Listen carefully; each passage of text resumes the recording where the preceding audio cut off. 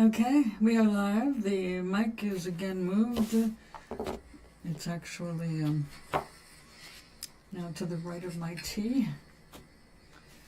And let me make sure we have no extra sounds. There we go. My phone was still picking stuff up. Okay, so I am so far behind in my little paintings for Gloria and Harvey. Now, Harvey is in Florida. His trees are not looking like this. Also, he's not going to be having Christmas trees in his room. But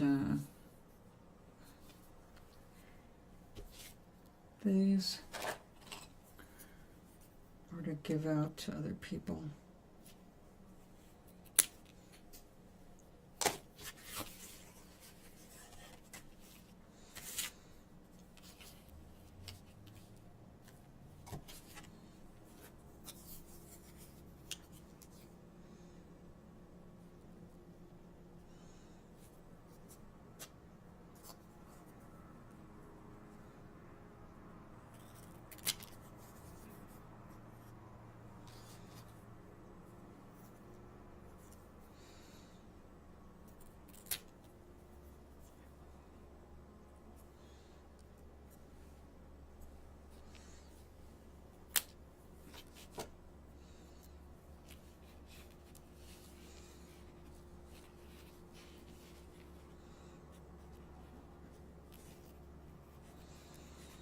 We'll just draw a little path there.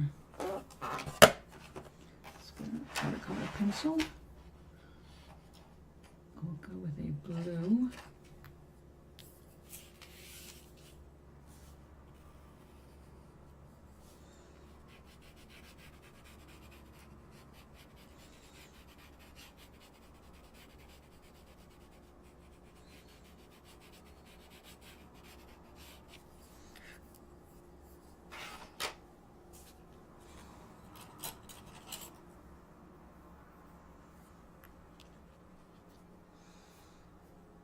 Every once in a while the wind sounds really loud.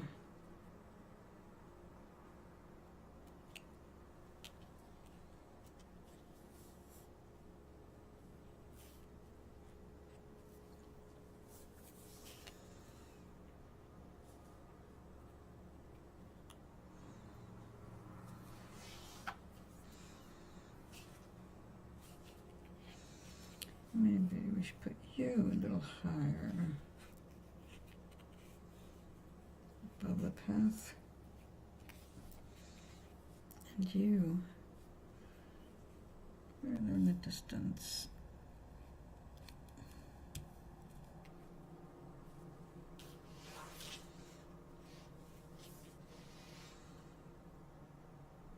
No. Going to be somewhere around here.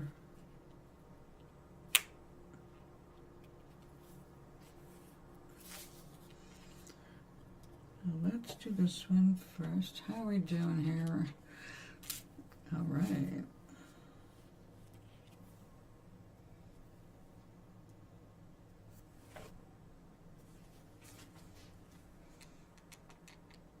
No huckle do.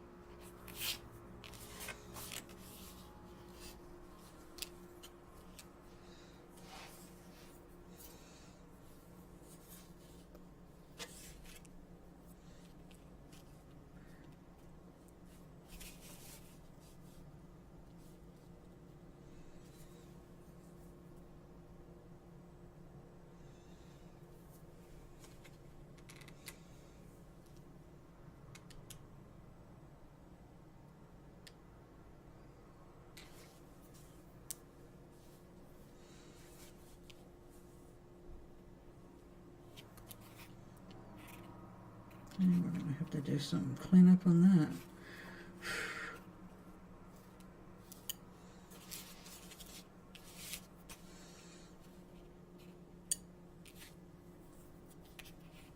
Oh, how about these tweezers? Nothing sticks.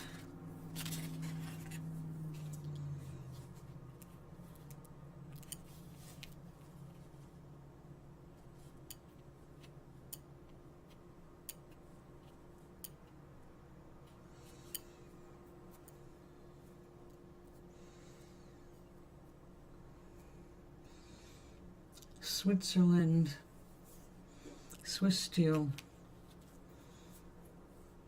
anti-acid. Had the same set since the 70s when I worked in a factory, playing with very fine copper wire.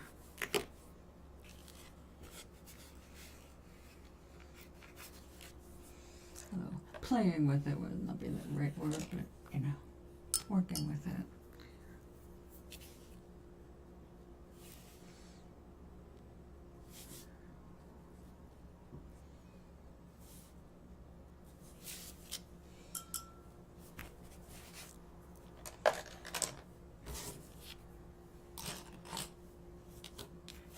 Okay, you sit there for a minute. Let's check this.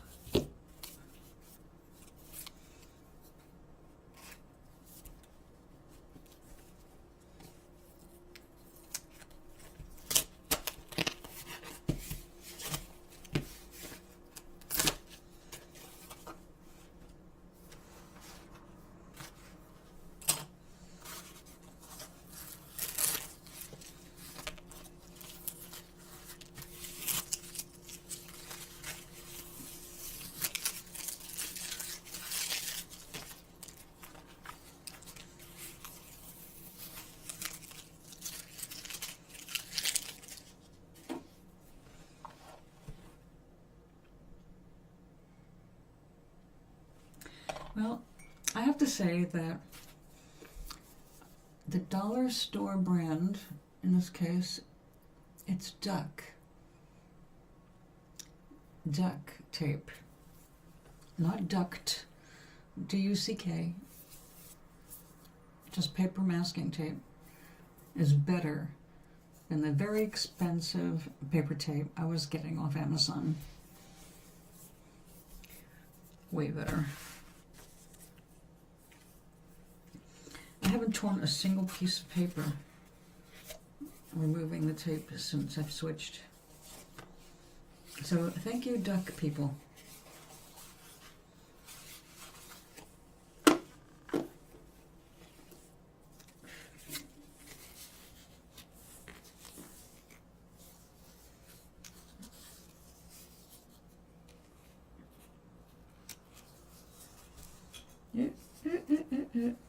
Come back here. Oh, I'll just have to get that later. Okay, you're all big. You're bigger.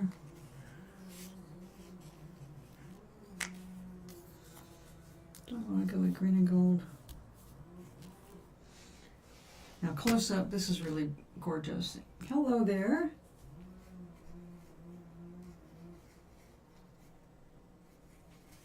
Well, if they are still doing you good, then it was worth me passing them down. How are you doing today? What are you up to?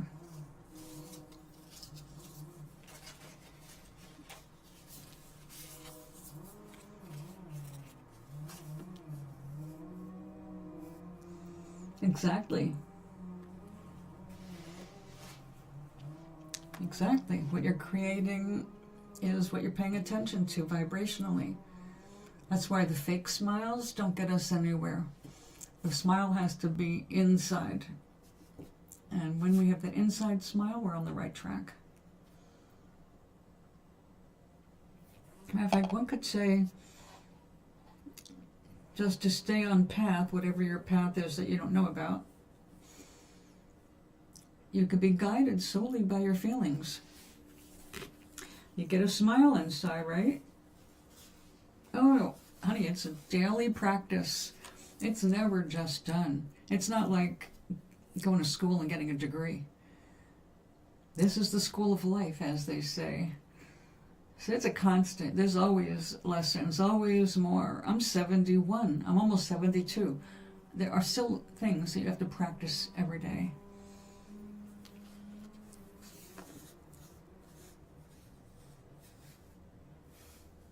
That sounds excellent. I've been paying more attention to my diet myself.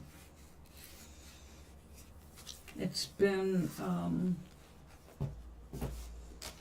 concerning in general about, like the United States healthcare industry, how you can't count on getting care or getting good care. So it's really a good idea to stay as healthy as possible, right? And you would think people would endeavor to do that, but we don't, because we have been psychologically and emotionally trained for fast fixes to everything. I mean, think about it, even our books. We have audio books, and I am blessing audiobooks, even though I don't personally use them at this point. I think that's marvelous that people are being exposed to other learning, adventures, romances, anything, it's like they're exposed to more, even though they're not using their eyes, external eyes, they're using the internal eyes, which is fabulous. That's the energy we float on. So, in your healthy eating, have you been exploring like new recipes? Because that's what I've been getting happy about. It's like, oh wow, this is really super good, and it's really super cheap, and it's super easy. Why didn't I know about this like 50 years ago? So I'm enjoying the new discoveries in the food zone.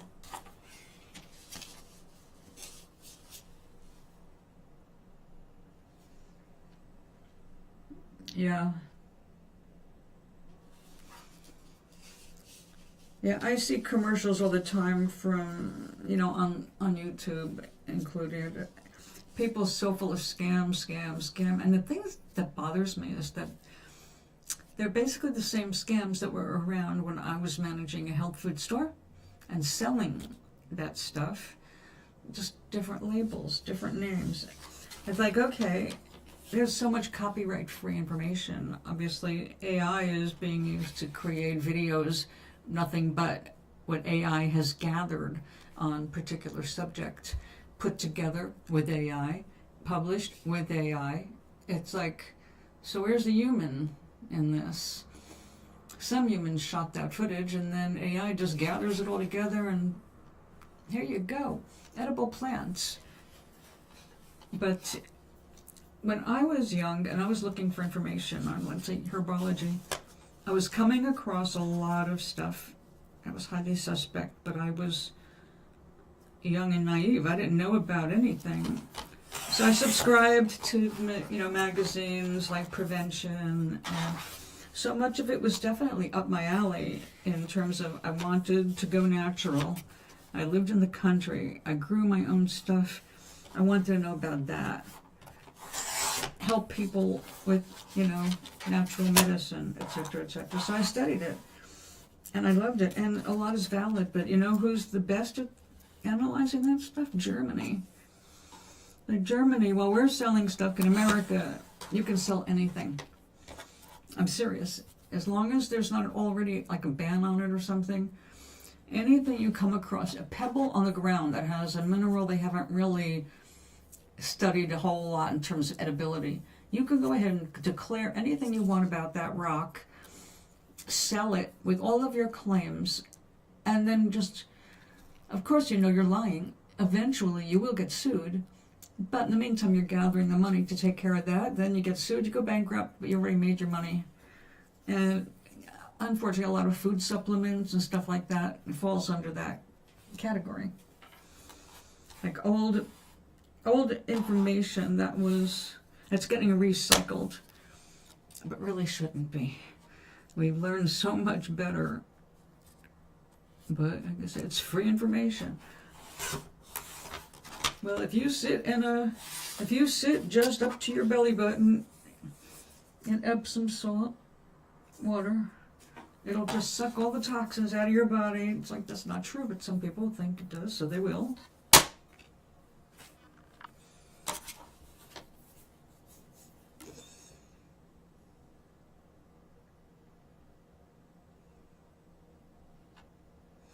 Well, you know, they had did something I really highly respect. At the time that everybody was making all these claims about herbs, they decided to go ahead and prove and disprove them medicinally. Germany has, I forget what they call it, but basically it's like a botanical table of the stuff that they tested and has proven to be effective, like chamomile, peppermint, echinacea. Compared to the number of herbs that are in use for a million different reasons, there's really just a handful of them that were proven medicinally effective by Germany. And because Germany went ahead and did all the scientific research as a nation, I think that they should just continue doing that, testing the plants, seeing what's viable, what isn't, what's bullshit, what's old wives' tales.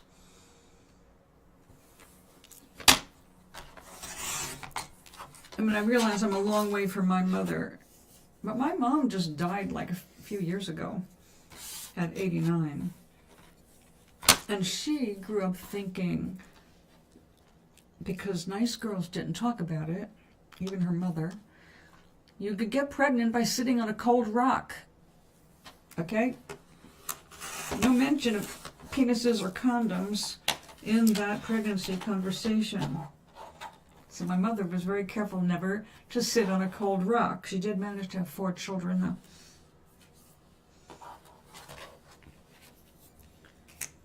So here, you can do anything you want until you get sued out of business. And that's how they approach it. Well, until they catch us, we can sell this. They'll have to prove this. And they go to lawyers instead of doctors. They go to lawyers instead of patients. They go to lawyers. Make sure they can get away with something before they go ahead and do it. That's capitalism out of control. Sell it now. Don't worry about the repercussions. That's how we ended up with lead in the gas that we ended up having to take out of the gas because it polluted our environment and our food and our water. Problem is they knew that when they started putting it in gas. But hey, what were they going to do with those piles of lead? They needed someone to pay for that. I know, my friends.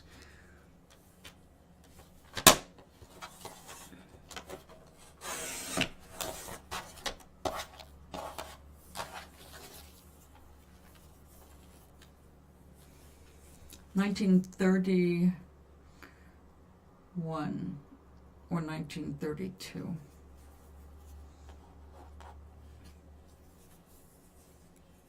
My father was born in 1930.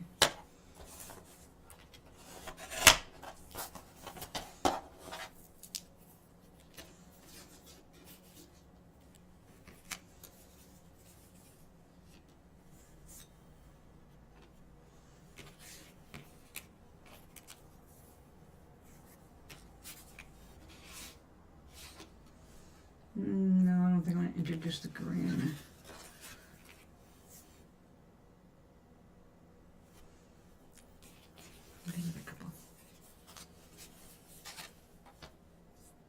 That reminds me, there was a very, very funny movie called 1941 with John Belushi in it. If you haven't seen 1941,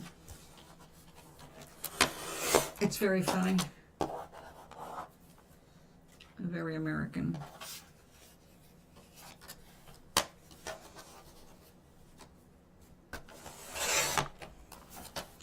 Star-studded. Matter of fact, I think it was Kevin Bacon's first movie. That Animal House was his first movie. It was one of his first movies, one or two. 1941. I love comedy, especially if it's a musical comedy. I'm about to use scissors for that.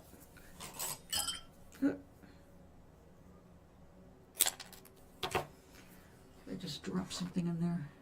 Oh, I did. A pair of rosy tweezers.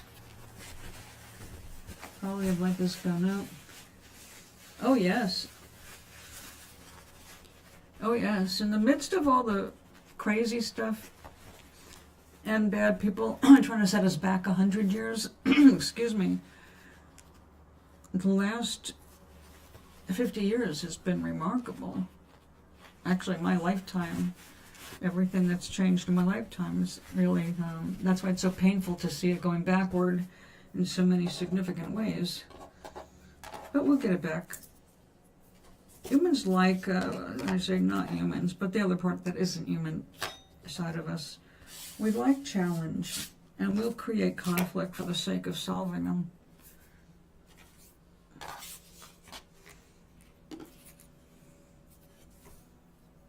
When you have all the time in the world and all of the power in the world.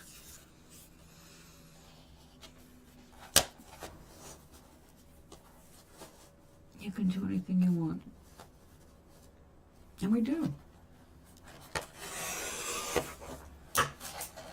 Yeah, I've got to stop doing that.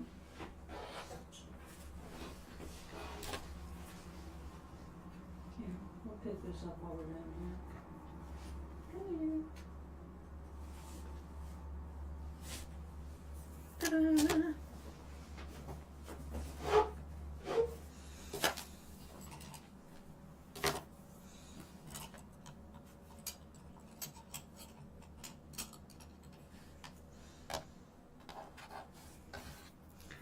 It's very funny. It's very, well, you have to see it.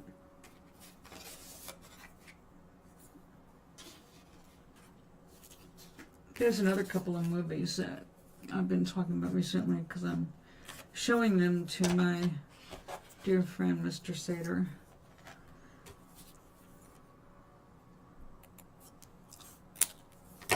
They're also very old movies, but oh so clever, oh so well done.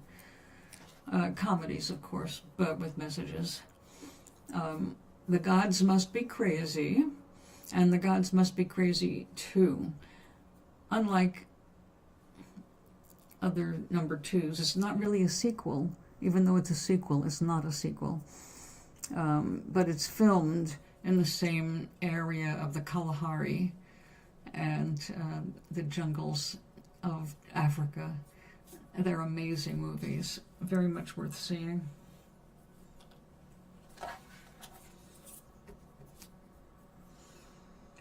Oh, that was a pretty dot. I'd hate to lose that.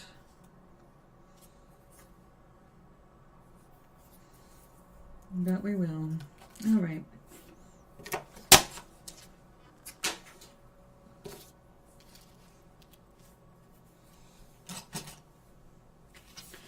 I don't have a copy of 1940. Well, I do on DVD, but I can't seem to get my DVDs working lately.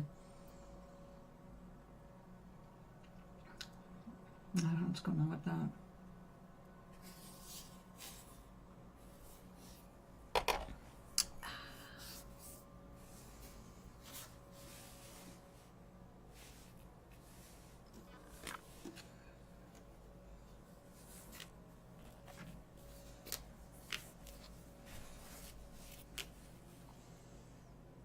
So what are you doing today? Do you have anything planned for the weekend?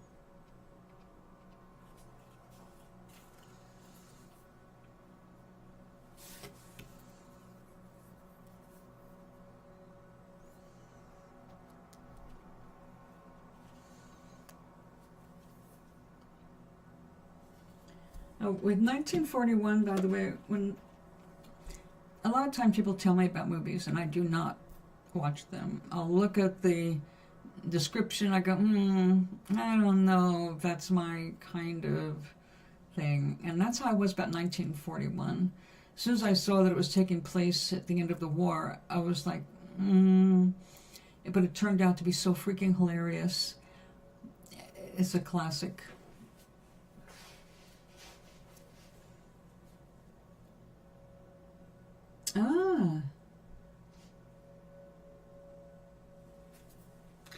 I love rainy days. Now, I'd probably feel a little differently about them if I was younger and still had a car, because then I'd want to get out more. Now I make up excuses not to leave. Well, I don't have a car, and that is a genuine thing, but our bus system is a private system. We don't have public transportation. It looks public. Anybody can use the bus, but the bus is owned by a small private company, and it's very limited to where it goes. Also, it runs once an hour. So anywhere, any trip on the bus is 3 hours.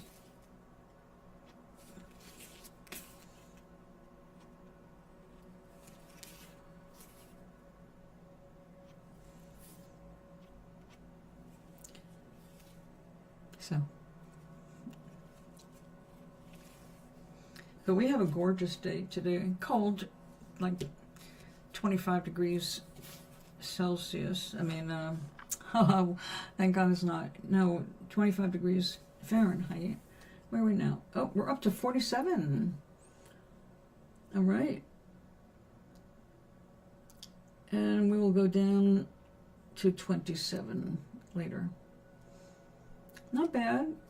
Not bad for this time of year.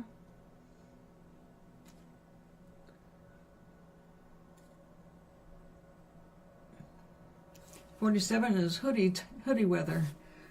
I don't have to put on a winter jacket.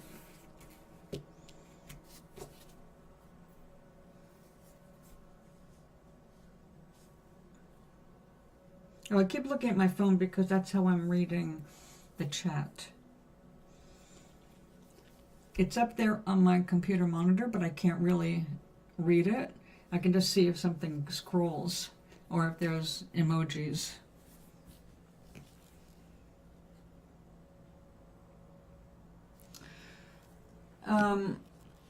That's a tricky one because I suffer from that blood thing, so I have a lot of heat in my body, and every time my body decides it wants to create more blood, I have hot episodes. So in the middle of winter I have my bedroom window open, so I don't want to be too cold, no, either one is as harsh, and I don't weigh anything really, so getting too cold is probably the worst thing for me.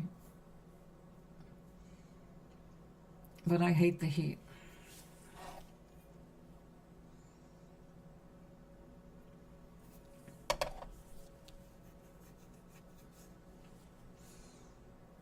I've never been good in the heat, so.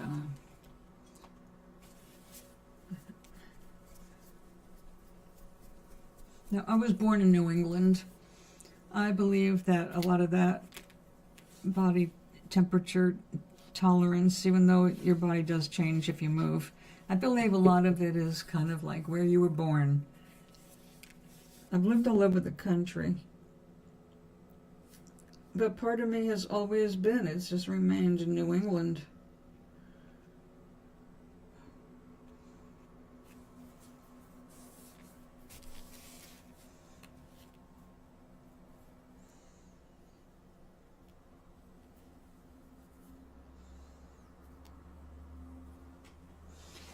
North Carolina on the farm, that was bloody hot.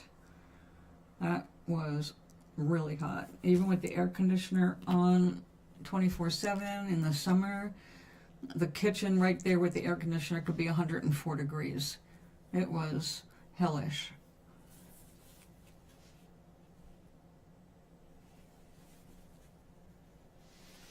Yep. Yep. But the one thing that's coming up with the environmental changes, the problem isn't the heat, it's the ability to sweat. So when the humidity is at a point where you can't actually sweat, it will not evaporate off your skin, you develop wet bulb syndrome and die. It's a life-endangering situation that's happening more commonly. So that's the big concern with the climate warming up down south. Oh yeah, that's the reddest.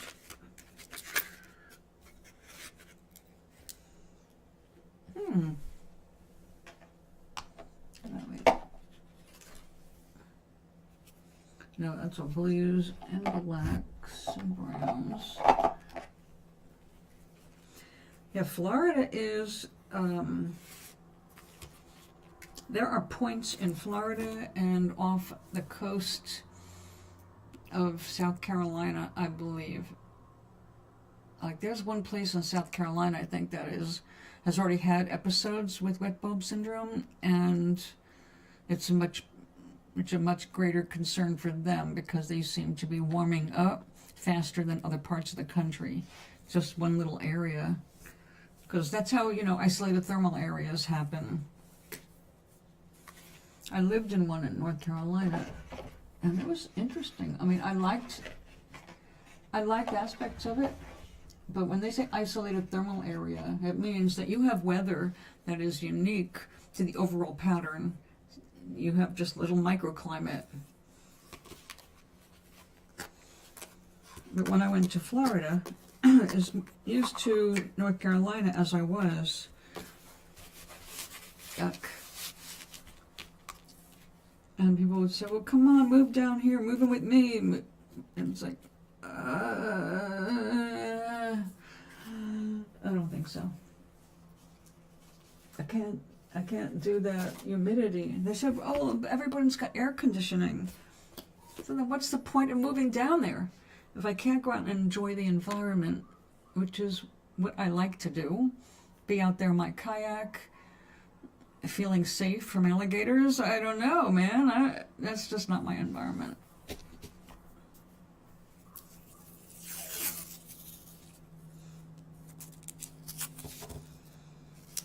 Now, I'm not saying I love everything about New England. Let's face it, we've had some cold winters growing up, way colder than we are experiencing now. I mean, growing up, I remember the blizzards and the snow days and stuff like that. I remember being able to dig tunnels on the front lawn, and igloos were not a problem. And if you built an igloo and you got it wet, it turned to ice, and it could stay up all winter long.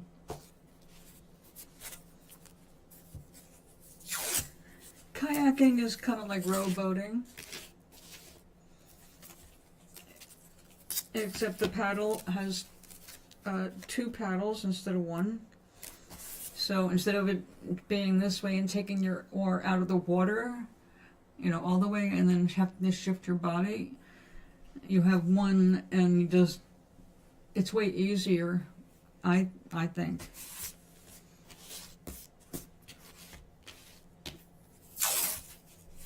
The big trick with that is making sure it is the right length. Because if it's a really short paddle, it sucks. We actually lengthened one of our paddles because we had one that broke. It was a shorter one, and so we basically switched some ends and made one of them like 4 inches longer. That was a breeze. That was a breeze.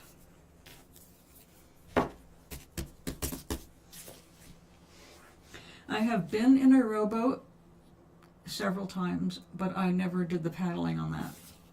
In fact, we had a little boat. It wasn't ours, but the boat had a little motor on it. So you could putt out to where you wanted to go fishing, or you could, you know, row. Excuse me. Oh, wait, let's get this ready. Get this ready. I love this technique.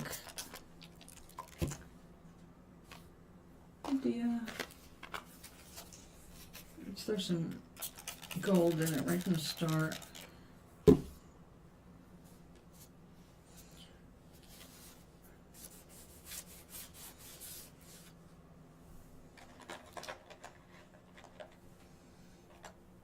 Do you enjoy being on the water that way?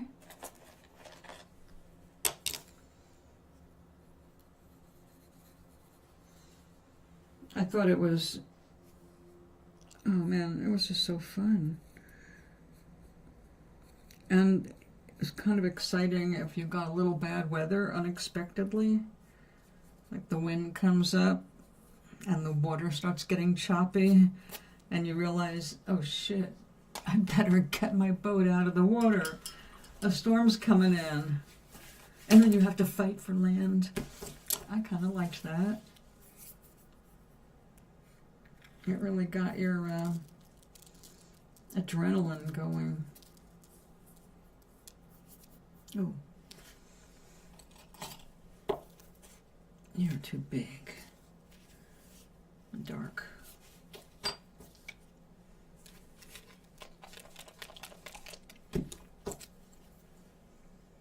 Let's take a little bit more gold.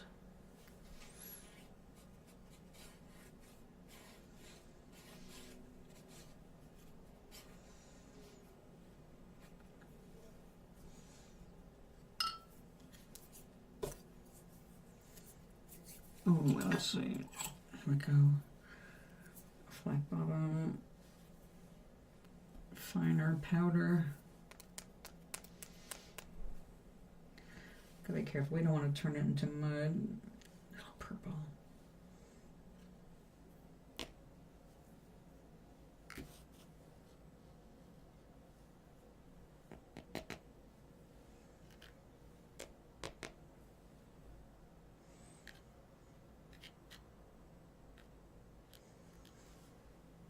Oh, if you don't know what this is, I'll explain. This is the dust from sharpening watercolor pencils.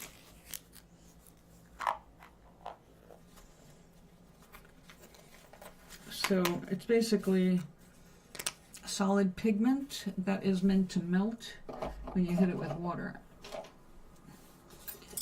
So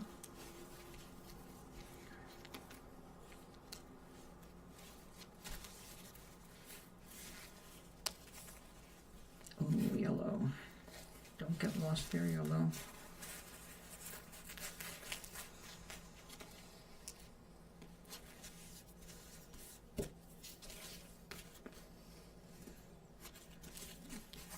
Don't back up.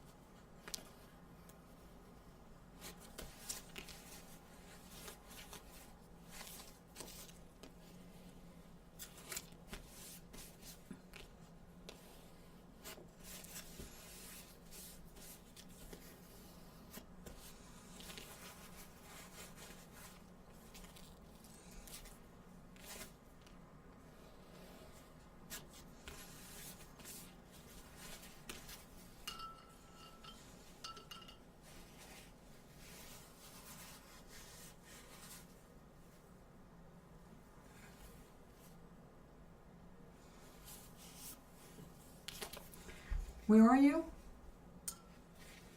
Sorry for not remembering.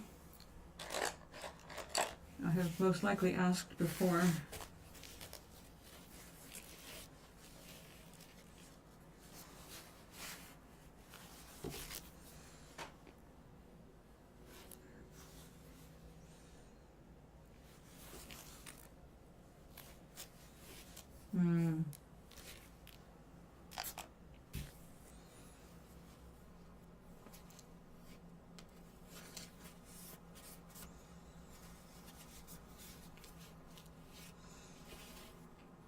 I've got a good range of colors in there. We'll be turning this into trees.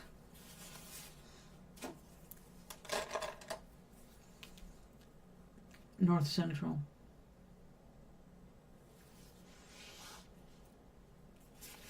So you get some pretty cold weather too. You get any of the lake effect stuff?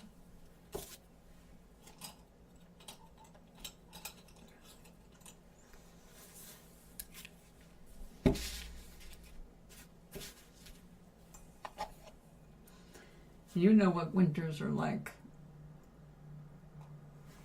And you know what a real winter is with a lot of snow.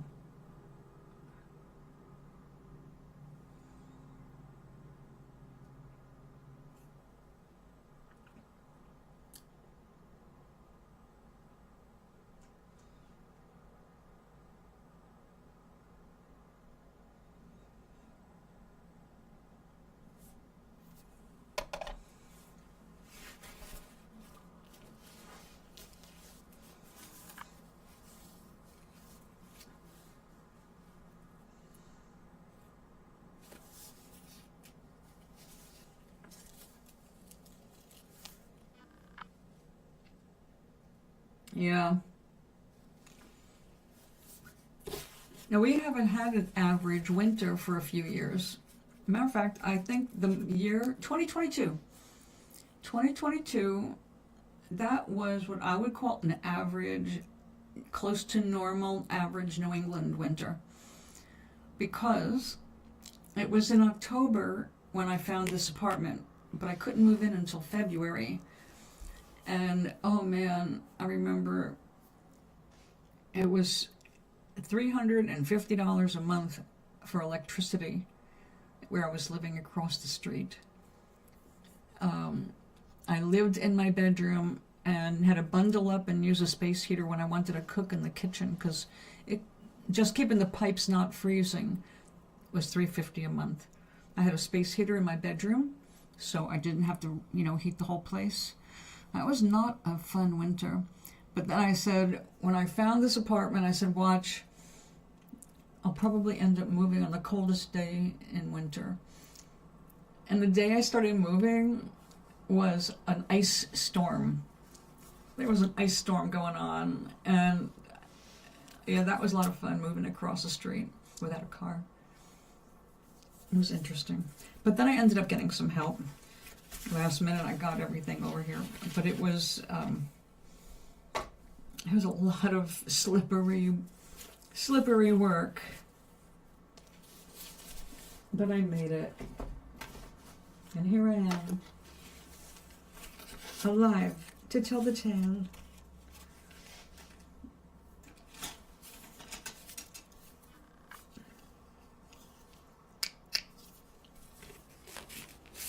I've got all this excess latex here.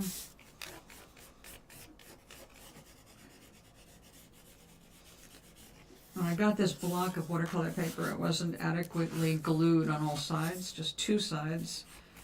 So the whole pad warps. So I reduced a little bit of the warping, just a little bit,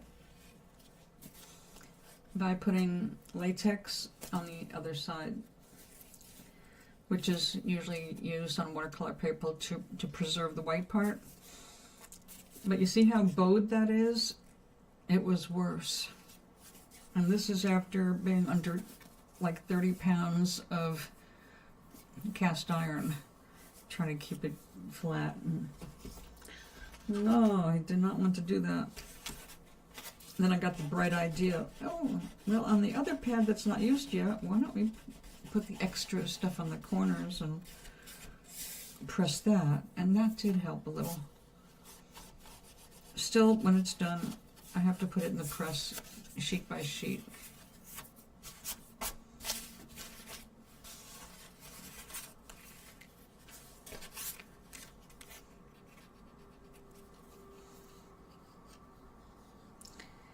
Oh yeah, I do a bunch of backgrounds on one day, so I come in the next day and start filling them out. because I try to mail at least 3 paintings a week to my friend Gloria and 1 painting a week to my stepfather down in Florida. But I haven't been able to keep up this season because I started working on the winter stuff, like the, you know, Christmas trees and candles and things.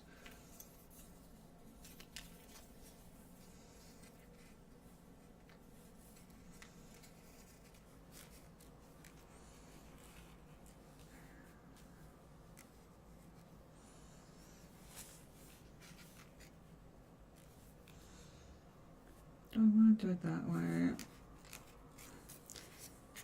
I'm so programmed. I do want to cover that dot.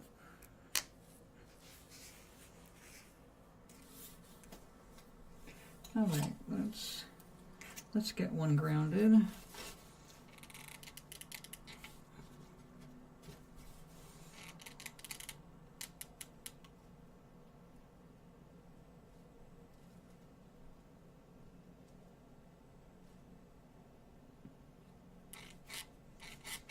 Come on, glue. Hot glue is what I'm using to get this stuff down and staying down.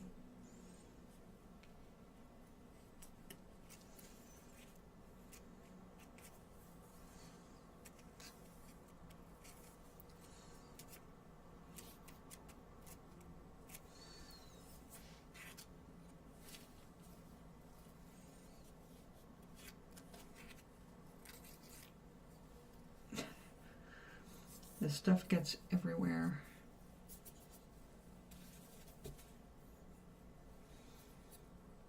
Anyway, I don't worry about shoveling snow anymore because I don't have to shovel snow anymore.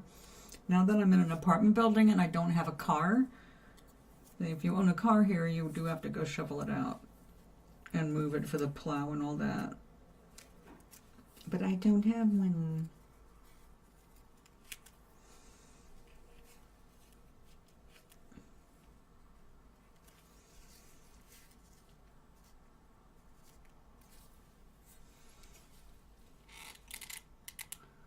So I can sit in bed with my tea or coffee, my breakfast. I can watch it snow all day.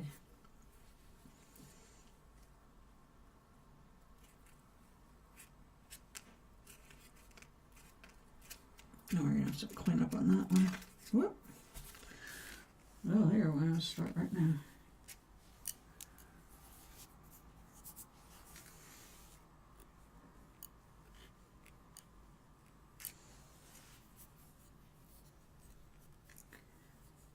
Yes, I'm just getting the hang of it. I've been trying it on different projects. I did a really lovely couple of paintings with it, and they were in the gallery in 2024. But now they're in my bedroom. I was going to do a third one, and then I got COVID. I went down for 6 weeks with that. And then it was like a scramble to catch up. I got out of bed on my birthday in March, and the show started May 3rd. So, yeah, I had a lot to do. But I did the gallery opening, and I did sell the painting.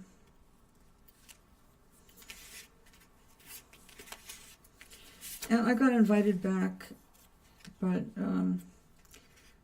last minute it was like, you know what, let's give somebody else a shot because I just do not have the energy to go through this again. And now that I've had my own opening at 70,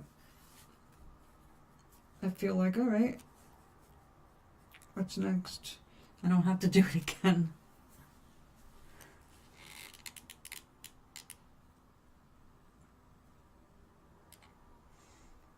And now I'm actually working on the third Namara story.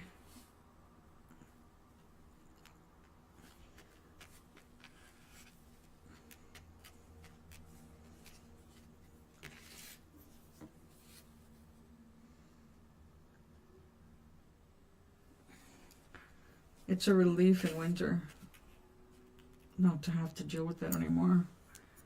I mean, until I moved here, well, when I lived across the street, I didn't have to shovel really, but I did. It was condos. People owned their own stuff, so if I wanted my front walk, which was like this big, but you know, to open up my screen door to get in and out, and then to get to the senior bus when they would come and get me. There were times, because it was so tight there and so built up with snow on because I was the last unit, everything got plowed to my end, and it didn't work because I didn't have a car. But it was a pain in the ass. The bus couldn't turn around down there, so I would have to make my way up the driveway anyway, and just watch my step until I could get to the end of the driveway where the bus could grab me. But yeah, it was much more dangerous all across the street. Here it's basically well, it's a HUD building, so I mean HUD doesn't own it; it's privately owned. So my rent is subsidized, thank God, but everything is geared for seniors, like, you know, extra things to grab onto in the bathroom.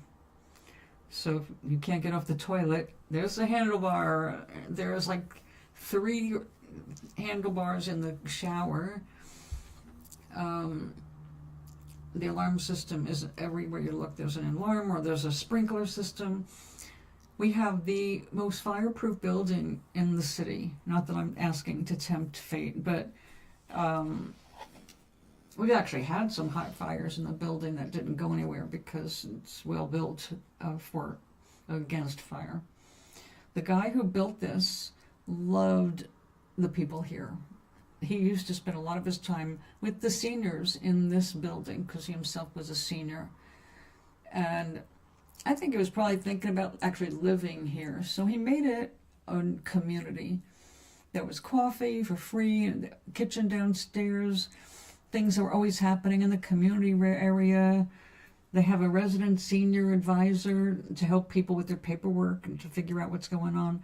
So I mean, it's really set up for people worse off than me, you know. Nowadays I do double check everything paperwork wise, so I have people I can turn to help me through any of that kind of thing. But it's it gets more confusing as time goes on. You get more rules and more laws, and yeah, and then you know you get older and you start having memory issues. Even if you don't have dementia or Alzheimer's, you still tend to start to forget things that aren't really super important. So it's good to have someone around in the building for that.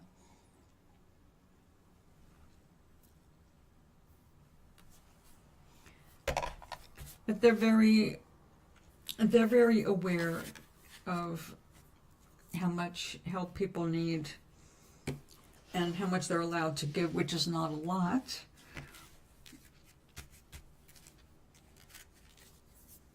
But it's something.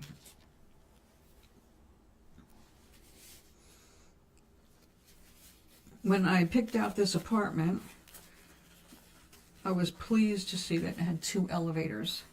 It's like, all right, that means it's big enough to handle, you know, whatever is going on. Well, the first year, the elevator went 47 weeks with one of them down. People were not happy.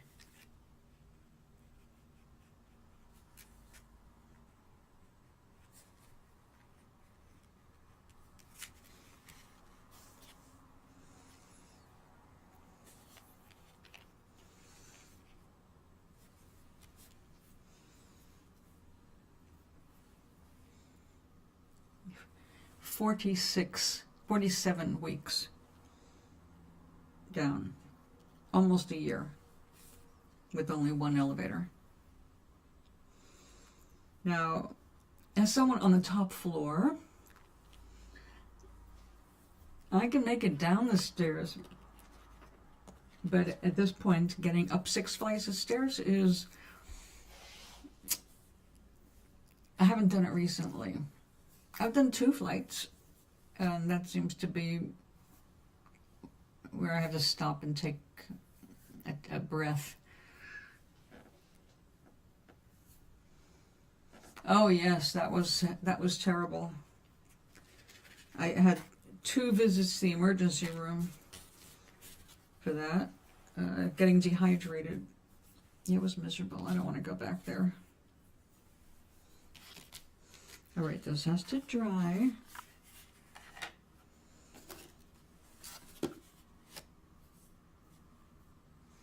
How you doing over there? Oh, we should do some spackling in gold. I think that's what we're going to do.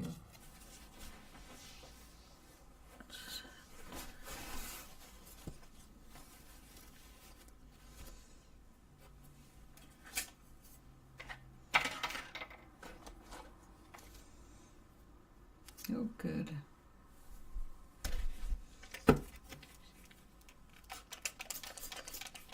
Yeah, people don't realize that COVID is not just a respiratory thing. It affected my liver. I actually stopped producing bile in the 6th week. And that was scary.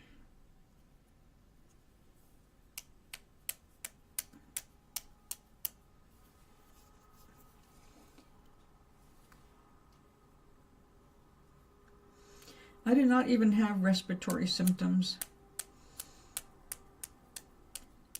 I had the total exhaustion, like complete lethargy, like I couldn't really walk because everything was so dizzy. Every time I tried to stand up, I had to hold on to the wall. A couple times I crawled. I couldn't stand up long enough to fill a water bottle to bring back to the bedroom, so a neighbor would come and fill up my water bottles and make sure I was stocked in the bedroom.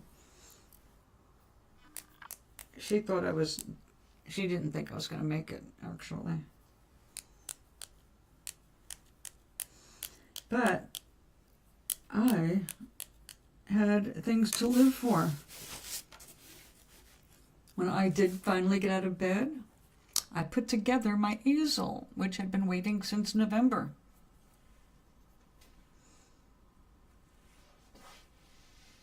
So I was very excited to still be alive.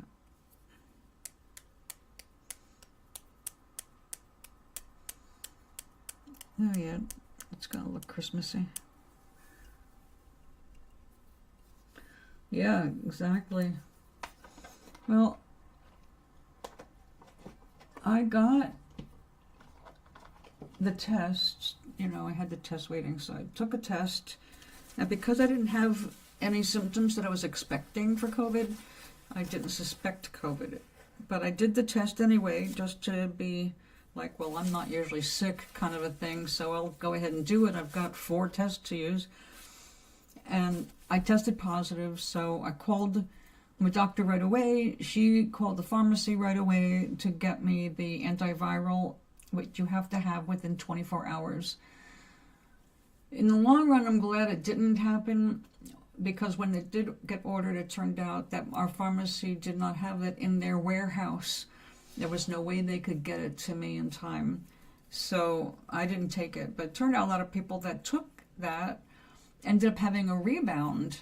It's like, I was already out of it. I didn't need any more problems. So I'm glad I wasn't, introduced to any more biological activity.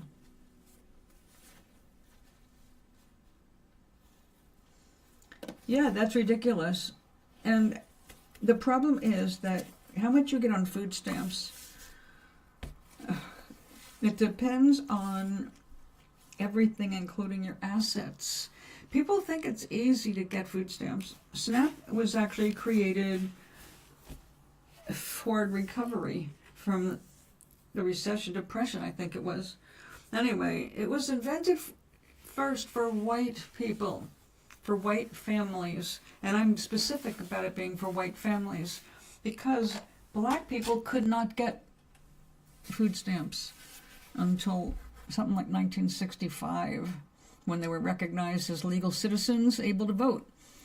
So it was not a welfare queen program, it was a recovery for the country program, make sure that people got food in their bellies. Now the rich want the poor to believe that it's all about people of color abusing the system. I challenge any of those assholes to go and apply. Try to get it. Wait until you see what you have to go through, the privacy invasions, everything you get from the government. It doesn't come without 20 pages of paperwork and proof of who you are, where you were born, over and over. If you got married and changed your name, you got to show that name change. If you got divorced, you got to show the divorce. If you have had any property or alimony, I had neither, but every bit of property, including a 20-year-old car, everything is evaluated. And if you're, it's like a catch-22. If you're fortunate enough to own a house, but you don't make any money because you spent your life as a housewife, and now you're a widowed housewife, and so you don't have any money coming from Social Security, you're fucked.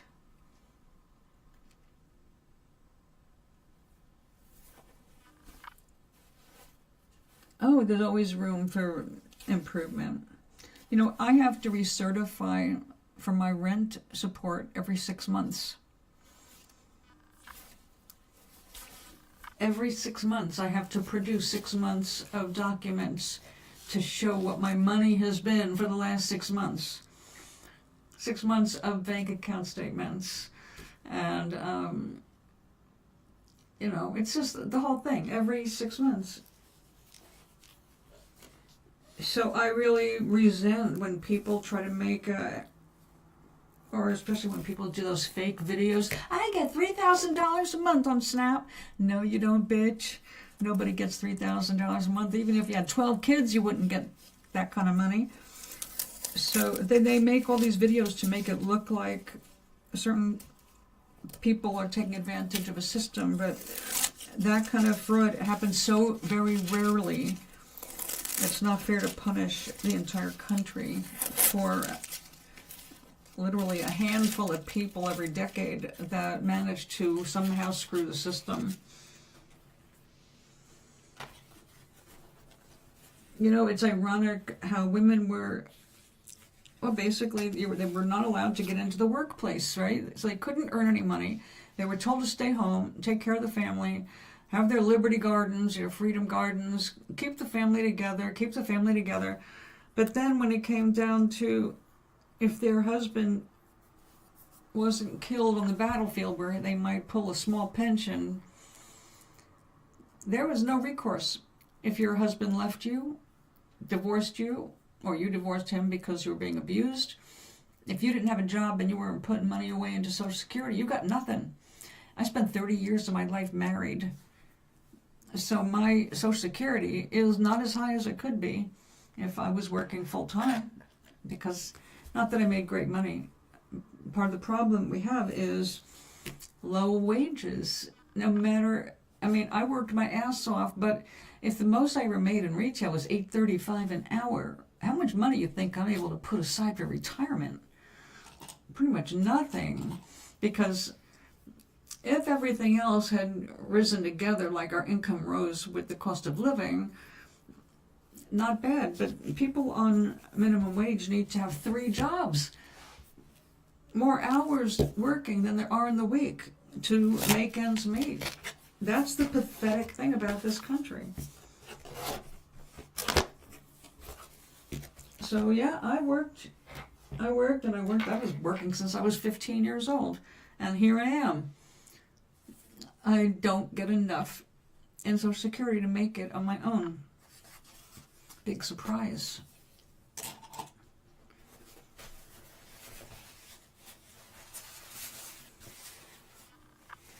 Oh, it's just a sad thing. It's not just me.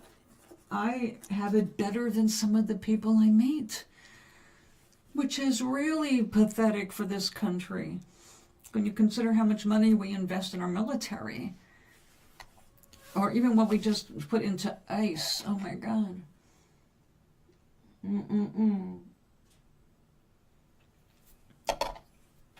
The money that went to ICE could have funded Medicare, Medicaid, and yeah, we just have a ridiculous system.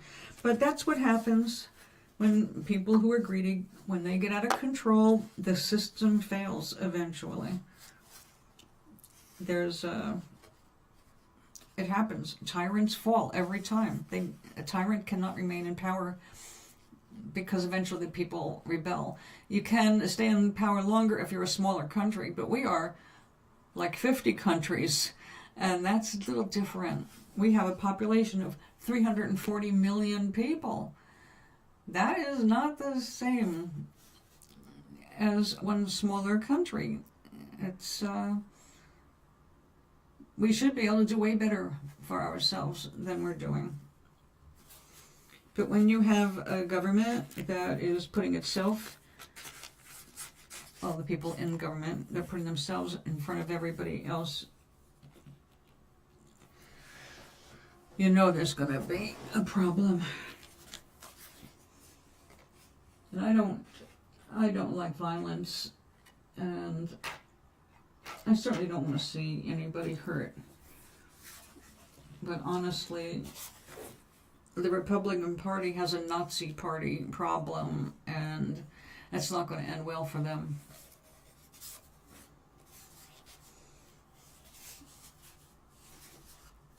$340 million.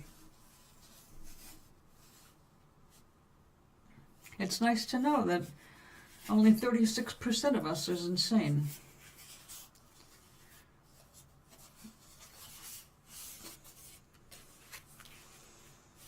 All right, what if we do something a little different? I've been doing little hot air balloons. I've got little trees. I've got candles.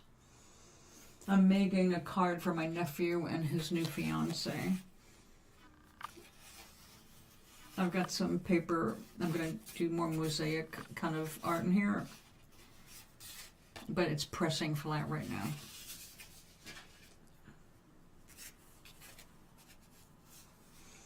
Yeah, we're a growing country, and we're growing restless.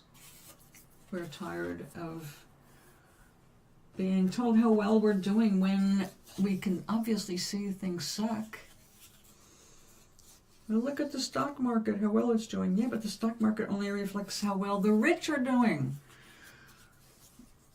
Stock money is made on the sweat of people doing actual labor, not just sitting there going, oh, I think I'll buy my gamble on this company doing better. And that company puts out the orders, do better.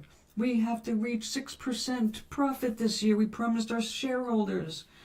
No, we can't do that. Then we're going to take you over. This is no way to live or invest. You know, I'd rather see people investing in their community at this point. It's like, forget the corporations. You know, we're having a big blackout November 24th to December 2nd, and we're asking people to join to show the corporations controlling this country that we're not invisible and we're not here just to please you. And if we don't like what you're doing, we have a say. We don't have to buy your stuff. So it's a blackout of everything. So no Black Friday and no Black Mondays. They've gotten rich on the backs of the poor, on the sweat of the poor, and they just do more to keep the poor poor. Creating more robotics to replace the people. Squashing unions. No, we have to have a big change. It's just not going to work this way. It's like Trump's out there talking about how windmills kill. It's like, Really? Ask Ireland about that. They're aiming toward 100% of renewable energy as fast as they can get there. They are trying to get rid of all, I think they're shutting down another coal plant, or the last coal plant. They're moving forward with wind power. I don't know if they're doing geothermal, but they're doing all kinds of alternative green energy, and they're doing great.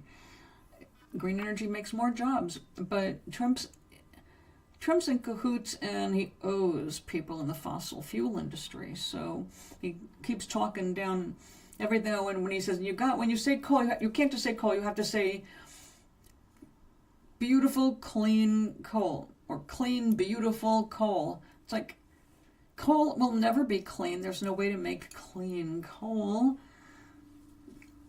So yeah, it's all just a lie. I saw that clean coal bullshit, of all places, National Geographic. Now, the ex, his mom subscribed to National Geo for him every year as a birthday gift. Now he's doing it on his own now that his parents are gone. But I remember after Rupert Murdoch bought it, you know, the guy who owns Fox, the misinformation channel. When I saw a full-page ad for coal, it was like a postcard, okay? It was the green grass with white daisies, blue sky, white puffy clouds, clean coal. It's like, all you're missing is the waterfall. But if it was true, that waterfall would be black, because coal mining destroys the water systems around it. So, yeah, and everybody loves being a coal miner and risking their lungs and all that. Getting caught in mining accidents. Yeah, it's a fun job. Great industry.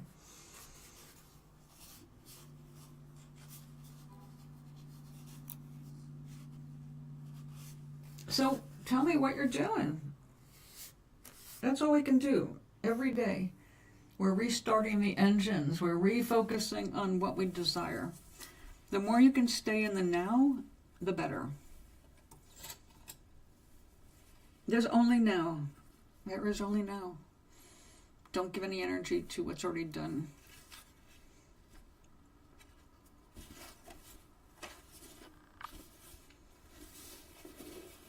Oh, I know. Well, that's one of the reasons I've been researching YouTube's food channels and learning how to cook. You know, what's really funny is I get a monthly food box because I'm old and poor. And a bunch of us here in the building get that one monthly food box. So I was looking for recipes using specifically the stuff that comes in the monthly food box, which a full 50% of it is like, I'm not touching that. But other 50% is, very, very good. Well, when I was looking at recipes online, I discovered that what we're getting in our food boxes right now is the same stuff they were putting in the boxes for the Depression. That's what they were giving to people who needed food in the old days when they were able to put boxes together. They contain canned corn, canned diced tomatoes, usually a soup, a canned meat of something, chicken or salmon. Now they seem to be running low on the chicken and salmon. They've got little cans of chili, a vegetable, apple juice. Now we've got shelf-stable milk. There's always boxes of cereal. The rice just got switched out to macaroni. So it's like, oh my God, they have been using the same things over and over again. When I say canned prunes, I did not see canned prunes until these boxes, since my grandmother got prunes and stewed them herself. Canned prunes, like what? That's a Depression thing too. Like, you look at the meals they were making during the Depression, and you'll find everything in the box except for flour. We do not get any flour anymore. They used to include flour. They also used to have a special fresh food supplement that would be something like ground beef. Like, oh, well, we don't get that. But I'm grateful. I've been collecting those cans of black beans and kidney beans, and I don't like their rice. I have a 25-pound bag of basmati. Since Trump got elected, I've been stocking up.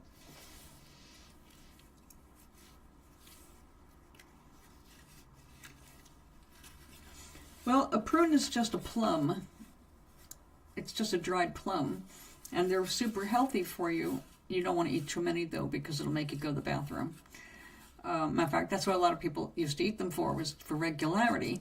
But they're like candy. And when the first time I ever tried doing stewed prunes with the ex-husband, we were looking for ways to... We were dehydrating stuff we were growing, and we had the farm. So, we're on the farm. So I was growing, and everywhere I could find deals, like when things came into harvest, they were cheapest, so you want to put them up. So I was canning, I was drying, and I did the stewed prunes, and we ended up having them over vanilla ice cream. It was so gross looking at them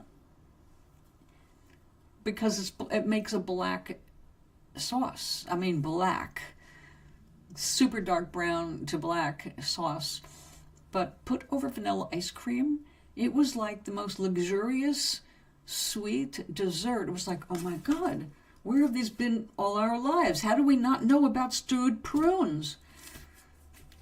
And he grew up with prunes because they had a prune tree in their backyard in California. And apricots. They did apricots. So now I make sure I always have prunes. You do the big bag of rice too? It's the only way to go. Now, I really need to get some jasmine rice, because jasmine's very different. I should say basmati, which is what I have, is very different from a shorter grain. And I just, because of the arsenic levels in some of the rices, I am very picky about which rice I buy. I mean, it's natural for it to pick up arsenic from the soil, so you want some that has been grown in lower arsenic soils. I thought California was one of the worst places because, like Lundberg, they use a lot of water to do rice. But it turns out they got one of the best tested rices on the market. So now that's where I used to get my black rices, my red rices from, the ones that are more wild rices. Different tastes, different textures, and you need some variety. The more you can mix it up, the healthier you're going to be. So if you're missing a vitamin in one thing, you're making it up in something else. I was starting to get all concerned about how much protein I was getting. Like, you're not getting enough protein. You're like 20 grams short a day. It's like, what? So I started looking into that. It's like, well, you don't have to have everything in one day. And if you have a variety of food, you will eventually, everything evens out if you have a generally good diet. And like I said, I've been investigating all that stuff. Like, how can I cook healthier food cheaper? And I'm having a ball with it. I mean, it's really fun. Oh, so we got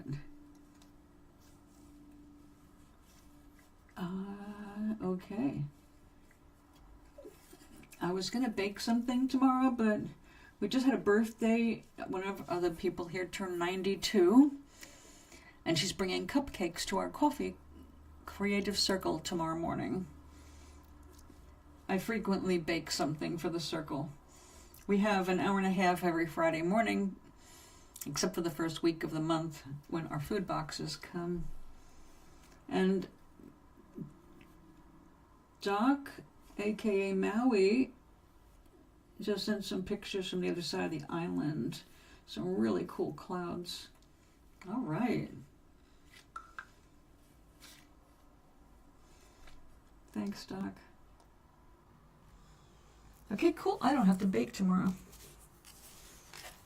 No, I do because I like to, so it's not like anything negative for me. I like that gold. I really don't want to lose that, but maybe.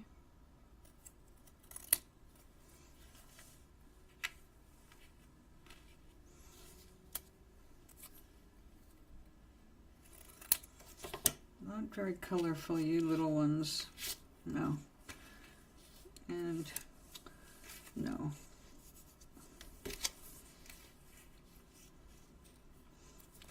Not colorful enough.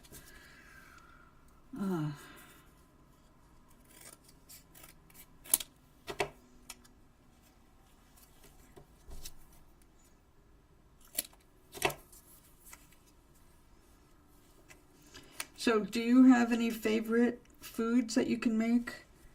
Like instead of dipping into the fast food aisle stuff?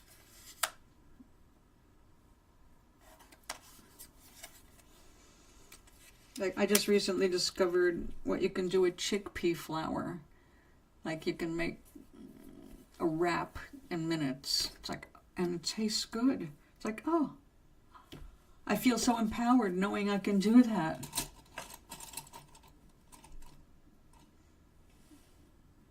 So you met a friend on... No, our very own Maui has been with the show for 18 years. Maui is really from Maui. Well, not originally. He was originally on the mainland, but he's in Hawaii. He's been there many years now.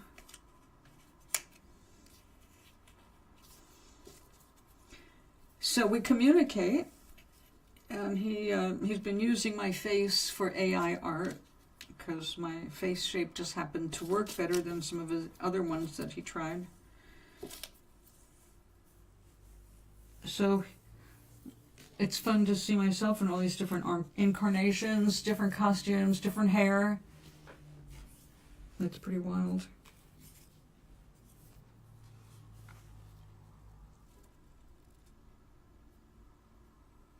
Oh, tell me about it. What are you making?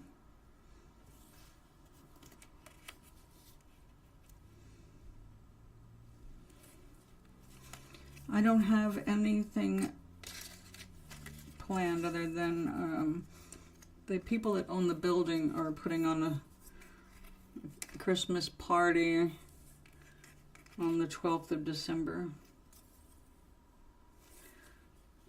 It's not really much of a party, but they bring in some food and we get to choose. So it's like pasta with broccoli and chicken, vegetable or meat lasagna, or sausage and peppers. That's what they offered last year. So you just hand in little, like, do you want it delivered to your place or do you want to eat it in this community room? So one of my friends here wants to eat in the community room, but she didn't want to do it by herself, so I said, I volunteer, I'll sit with you. I don't need to have it delivered to my apartment. So some of us will eat downstairs and some will get the food delivered to them.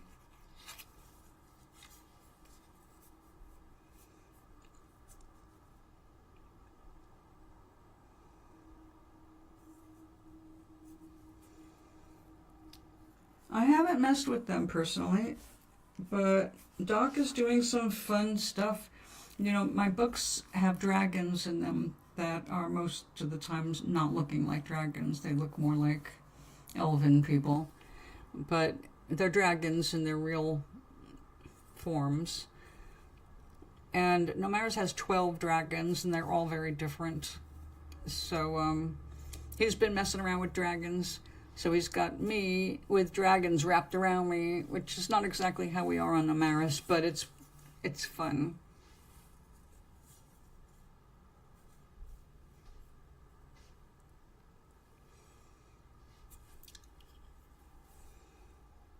Chicken? I love chicken. I'm having that for dinner, actually. This is too big.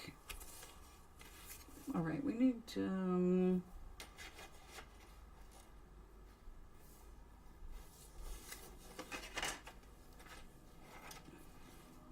nah. It's the wrong rose. But that's all right.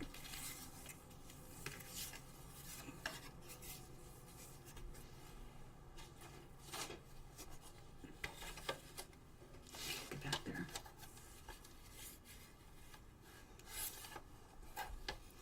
I'll show you in a minute. I saved some of them to my phone.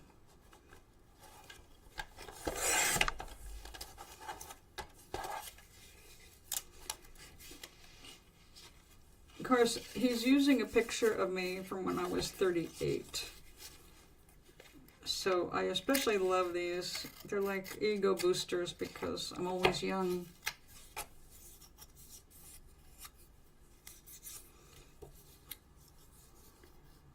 So, you know, who's not going to like that, right? Forever young.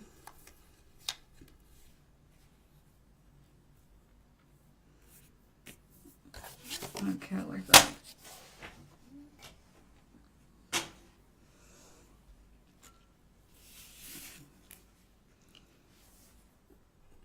Let's see if I can show this without... Nope, I just lost the chat. I'll have to come back to my own chat. But let me find the pictures.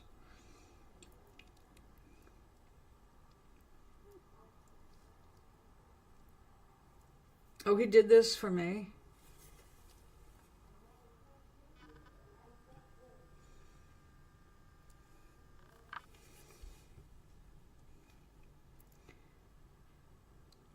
Oh, okay.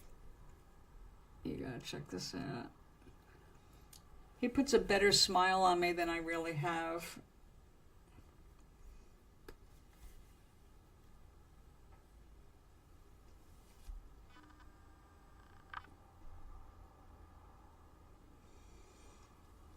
I would hug a cat like that.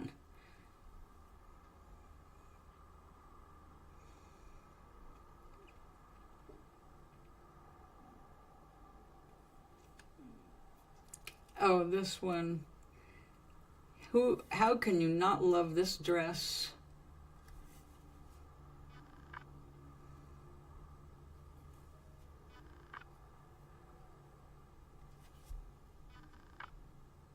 Am I moving?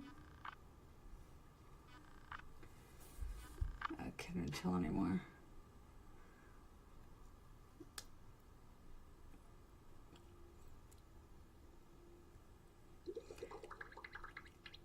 Okay, he did this today. Kind of a Harry Potter style Christmas.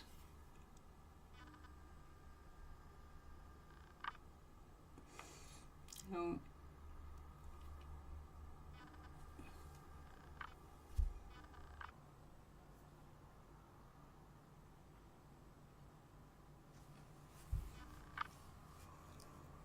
I've never been a blonde.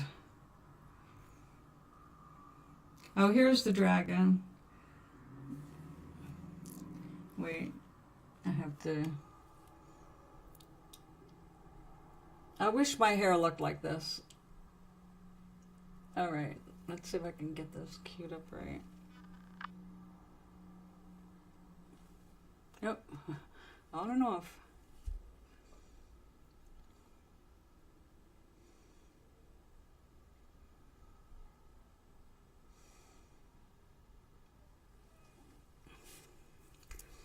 My pet dragons.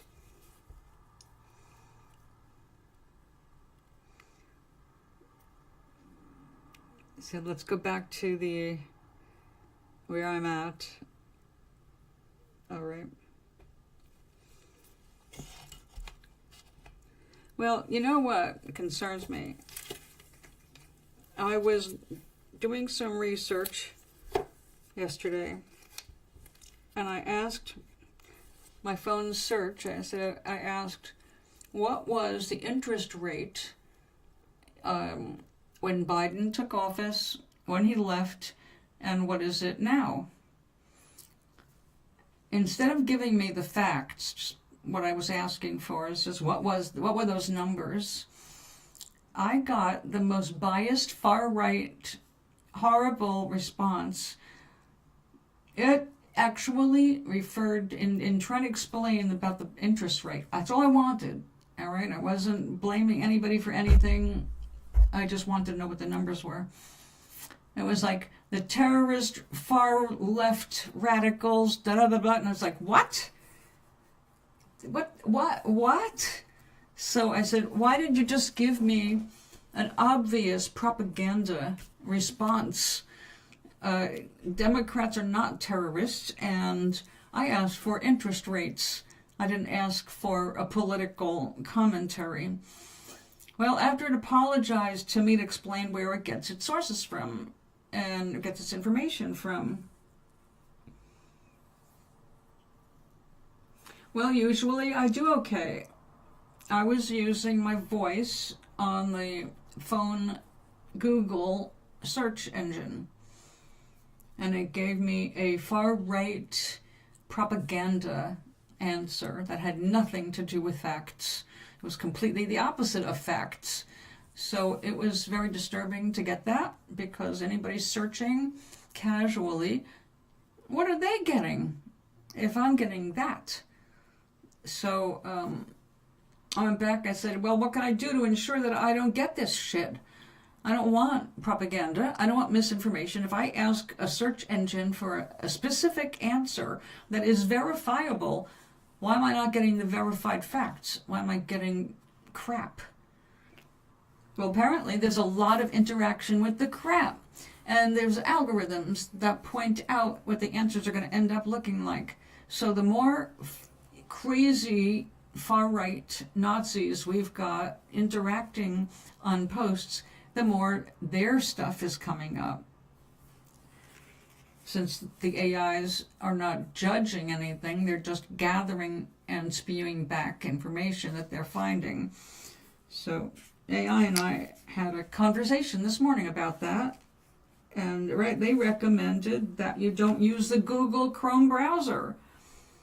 They recommended not using Bing. They recommended using DuckDuckGo as a browser, or Brave as a browser, because of your answers are going to be tailored according to what your search history is, what your watch history is. It gathers all that data, and then it decides what you're going to get, even though it's not supposed to be making a decision like that. So the only way to get less of that bias is by using browsers that don't track you, and get rid of trackers and point out. Like when I logged into Netflix, before I was even done logging in, it already had two trackers downloaded. It's like, oh, interesting. And everybody is so enmeshed with that. When I had a problem today with my insurance card, I had to activate my next year's insurance card, but it doesn't start until January. So I've got two cards right now. The one for the current plan and one for next year's plan, which is less than the first year's plan. But that's just an aside.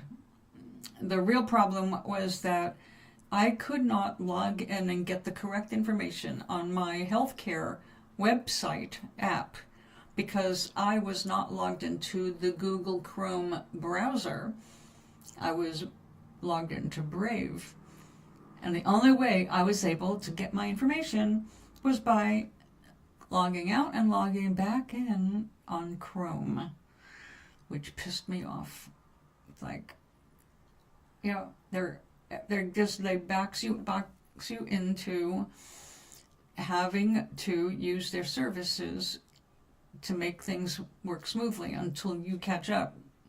So now I'm like, all right, who am I getting rid of?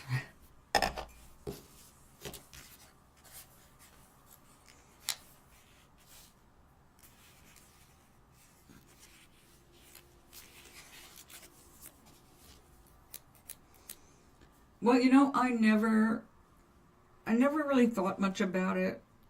I got so used to using Google's stuff.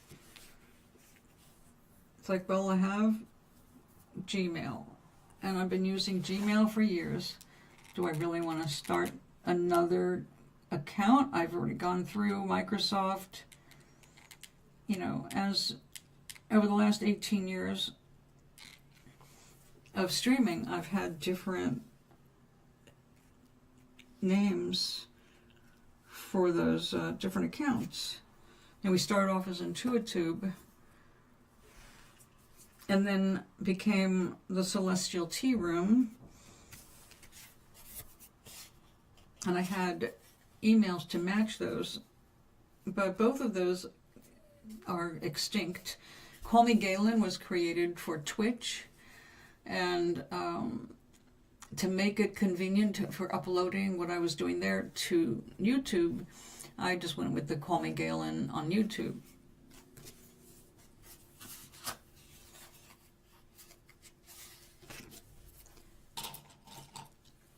But that is because when I started, that was to promote my books more than promoting, helping other people become their best psychic selves.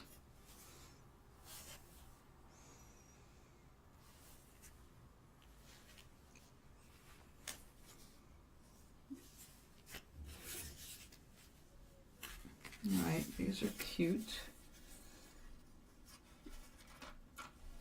Well, for the moment, I need something cuter.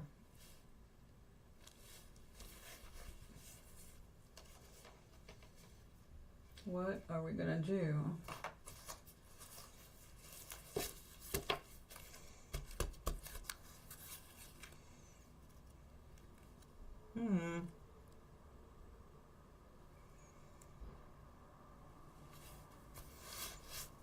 Oh, and Marcus, when I was, or Sancho, when I was using Gemini to help me do some research for Numeris 3, it was very useful. In fact, one night, it was almost like talking to another human. It was fun because, well, I was asking questions like, all right, if we were on Mars right now and the sun was going down, what would I see in the sky? So I needed some scientific angles, different angles to look at things. And the AI was a lot of fun to do that kind of brainstorming with. But it kept trying to write for me and give me more than what I was asking for. And I said, I'm not asking you to create anything for my story. I already have these creations in my head. I know where I'm going. I know the plot, blah, blah, blah. I just need, like, there's a character I'm still working on because it's two different challenges. One, it's a male character, which I always have a little bit more difficulty with because I'm a female. But it's also a different age group and a different country. I've got him in England, and he's got a history in England, and I have to learn about that Stoke-on-Trent area of England because there's going to be a time travel element added to the story where they're going to end up in the same place at the wrong time, and etc. So I have to do real reality-based research. So the search engine has been very helpful with that.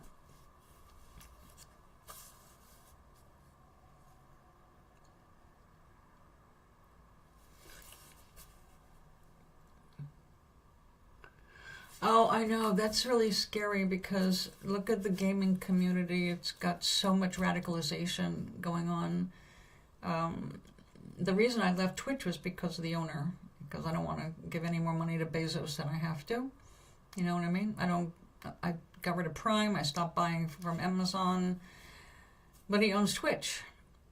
And then, like, I'm really conflicted now because my favorite game that I've been playing for over 30 years, literally over 30 years, but only the last 8 years on mobile, is SimCity. My favorite game. That and Scrabble.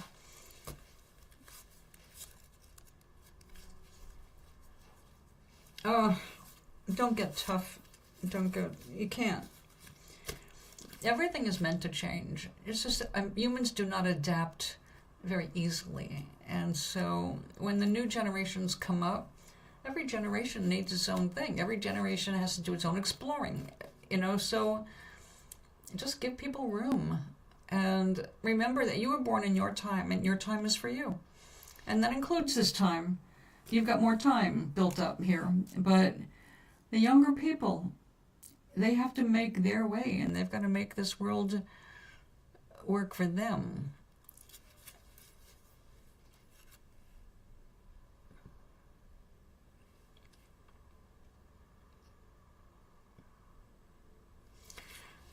Well, I love, like I said, I love my Sim City, but Jared Kushner and that Saudi Arabian prince, or now he's king, I guess, who murdered an American journalist, they bought EA. They bought my game. I'm not happy. Like, this is like my escape place here, my city, and you bastards just bought it. And now if I buy anything, my money is going into your pockets? I keep telling them to leave me alone, and they keep calling me back. It's my health insurance company trying to get me to say yes to an in-home examination.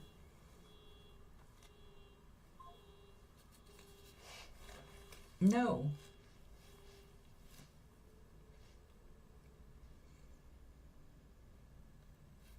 Yeah.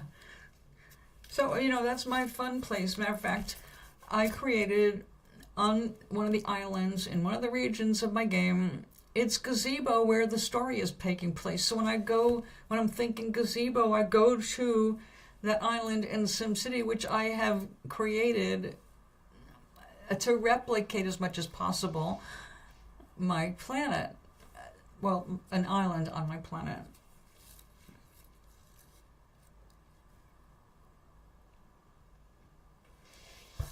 Yeah. So it's you try to make sure your money goes to people who you can respect, who uphold values of decency, and then you turn around and corrupt people get involved, and then what do? Well, there's really nothing you can do other than just stop playing the game. I mean, our corrupt president had that murderer in his office making a big deal about him. Couldn't wait to touch his hand. I think someone told him the guy's got a big dick. Trump's got a thing for penises, which is really strange. He is just fascinated by the size of men's dicks, which is kind of weird if you're not a gay man.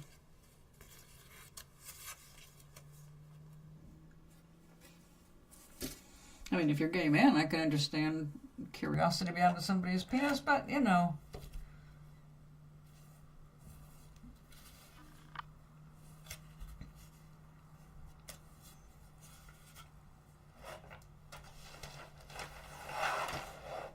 It has always been a crazy world. It just depends on when you were born. No matter when you were born, there was some aspect about it that was crazy to you.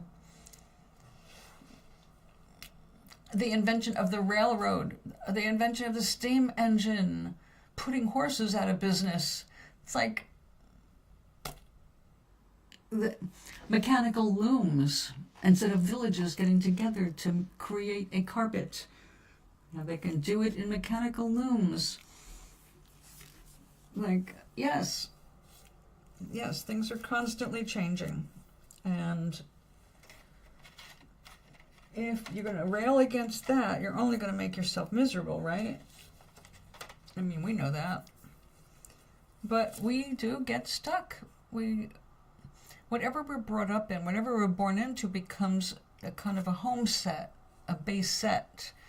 Like I said, I was born in New England, and for me, New England has always been home. No matter where I've been in this country, has always been my heart right here.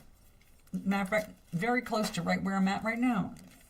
It's always felt like home to me.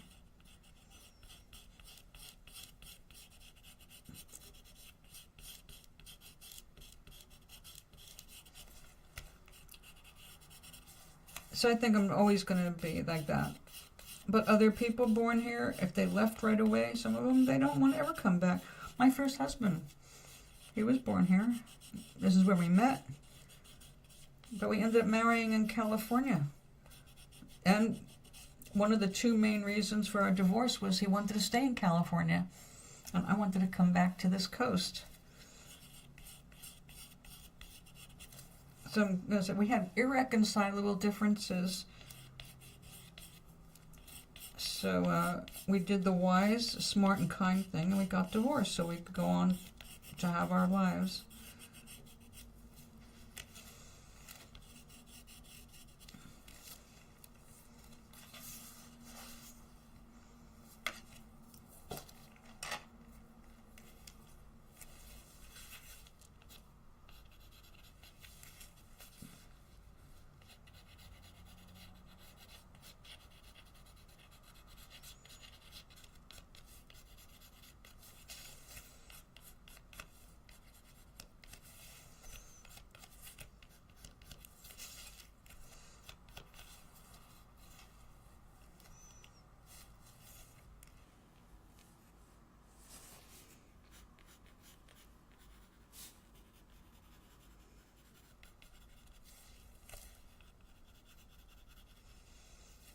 I forget what the point was.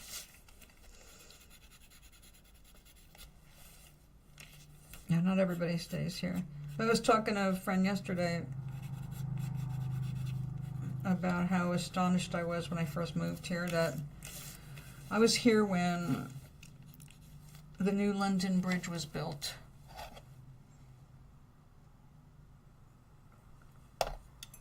And people on one side of that bridge were saying, I've never been over there and I'm never going. There's nothing over the bridge that I can't find on this side. They wouldn't cross the goddamn bridge. All right? Not a fear of heights, a fear of seeing anything new. I have never seen so many people so shut down. There's people in this building who have never left the state, ever. Matter of fact, we have a new person that moved in here. She and I immediately hit it off. She lived in Boston. She lived around. She knows what it's like. And she said, I can't believe the people here. They've never been anywhere. It's like, I know, it's weird. It's like they're afraid. The bridge thing, though, was the strangest thing I'd ever heard of, because I came from New York, which is full of bridges. Oh, the first husband wanted a child. The second one had a child and walked away from him. Actually, that was one of the reasons for our divorce.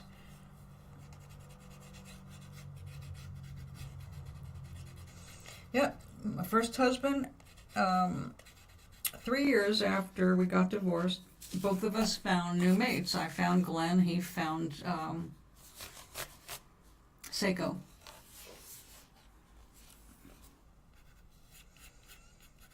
And they have a daughter. She's beautiful, smart, and she looks just like a cross between mom and dad. It's really sweet to see. So he got what he wanted, and Glenn wanted nothing to do with children.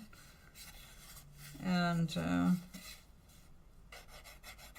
obviously I was going to be fine with that, since I couldn't have them anyway, even if I wanted them. So, and he did come forward and tell me he had a child. But he, the way it was presented was rather untrue. And it was Yeah, we'd been married, I don't know, somewhere between 8 and 12 years at the time I found out that he'd been lying to me. And that was really where the second marriage began ending.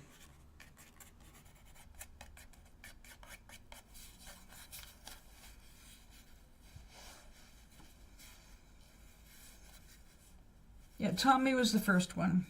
And we still communicate now and then. He actually rediscovered me after 30 years. And he found me on Fine Art America. And reached out through Facebook. Just, you know, hello, kind of, how are you doing, kind of a thing. He was my dear friend. That's why I married him in the first place. But, you know, when you get married again, your wife kind of wants you to just be around for her. And you don't want ex-wives on the scene if there's no children or reason for it. And we didn't have children, so there was no... Just because we were friends was not enough justification. So I have no idea how their marriage is, because we don't talk marriage. He knows I'm divorced now, though.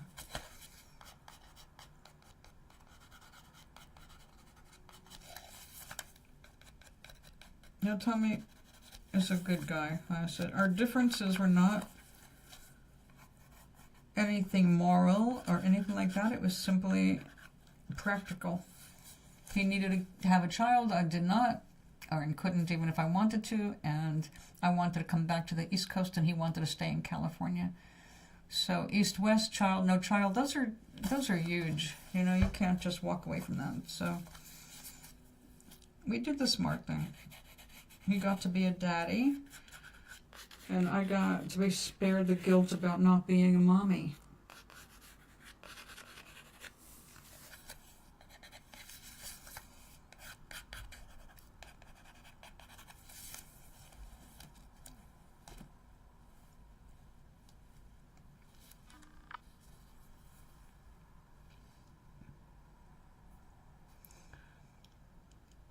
Oh, I won't tolerate it. Especially, I mean, there's lies and there's lies, right? If you're gonna just bullshit me about your favorite color, or that you said you liked a cake I baked but you never really did, okay, I can live with that. But if it's something that's important, yeah, and it was pretty damn important, and that was something I just could not square in my mind. Or where they say, I couldn't wrap my head around it.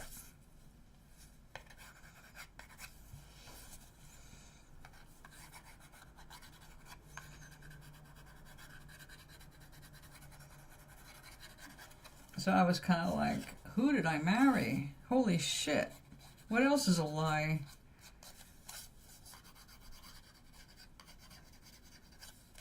We ended up staying together for almost 22 years. But of course, the last 2 years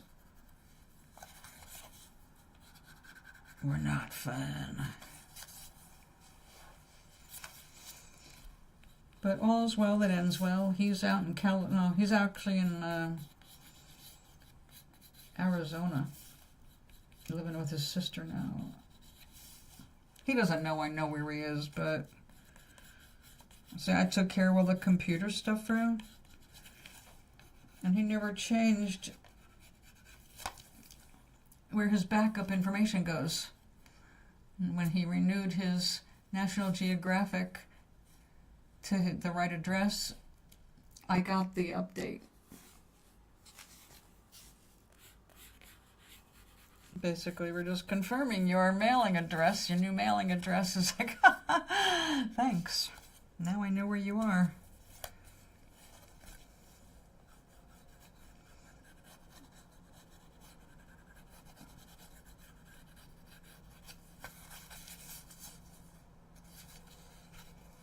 No, my stepfather in Florida. He's in a nursing home now. No, I'm not. Nothing is actually going out other than a stepfather is going out to my old friend Gloria. She's 98 in her nursing home, but she used to be my neighbor here. And when she got sick, I started making her a painting every day to cheer her up. And then she finally ended up having to go into a nursing home, and she's very alone there. There's nobody to talk with. She's surrounded by people who can't keep up with her intellectually. And she's now, well, let's put it this way. I don't weigh much and she weighs less than me. She's just a tiny little skeleton of a woman. And she can't do much, but her brain is still quite alert.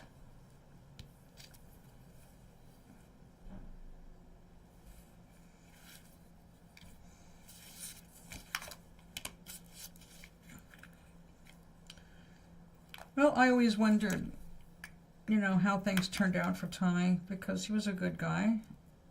I mean, I would never go back with him, even if he was free and asking, because after we were married for legally 9 years, 7 years at the point I first filed for divorce.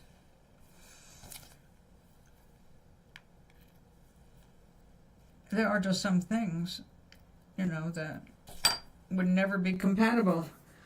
He will always want to stay on the West Coast, and I will always want to stay on the East Coast. So that alone would be a no. But I do miss talking with him. We had other stuff in common that was fun. We did a lot of laughing. In fact, we were divorced already, but he got a couple tickets to see a show called Forever Plaid. And it was very nostalgic stuff. And it went back to the Ed Sullivan Show, which we grew up with. But he was dating a Korean lady who had not heard of Ed Sullivan. And so he didn't want to take her because she would not have appreciated all the music and the whole bit that involved Ed Sullivan. So he invited me to go, and on top of having a fabulous time, they pull somebody out of the audience every show, and I got pulled out of the audience, which was hilarious because I wasn't ready for that. And neither was he. First, though, I thought that he arranged it, but no.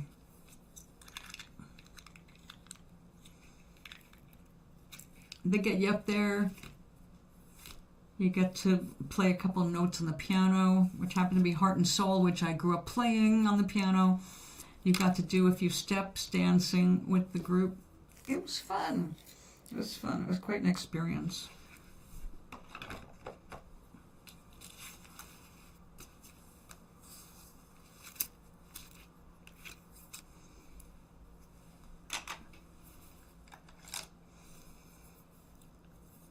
Yeah, he always had a good sense of humor. Hello there, Kat. How are you today?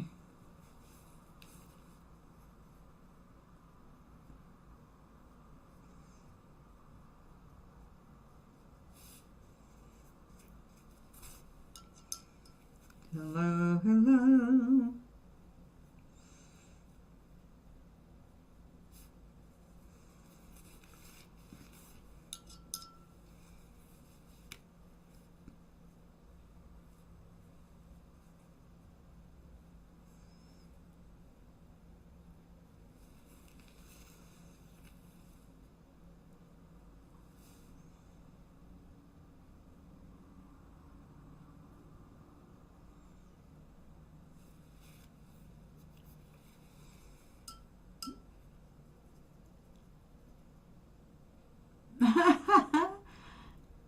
That's hilarious. I wish I could have gotten away with that.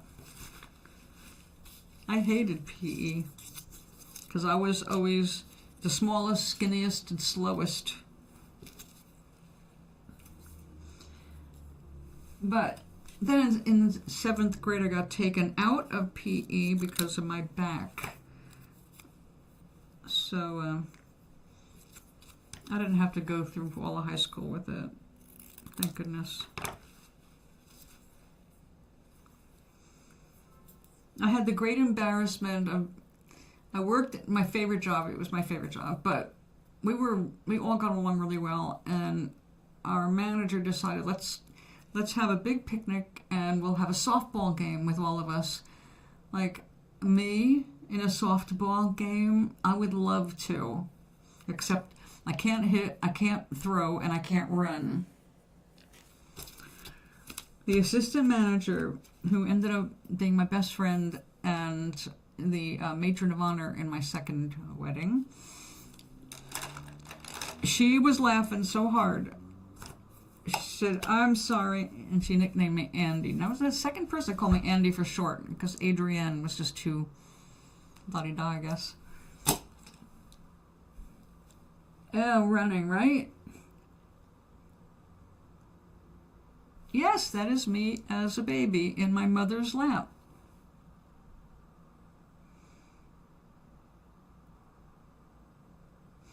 My friend said, "I know you are trying so hard. I know you think you're running really fast, but you're running really slow." And I said, "I know. I'm giving it all I've got, and I'm still the slowest person in the group." That never got better. I've never been athletic.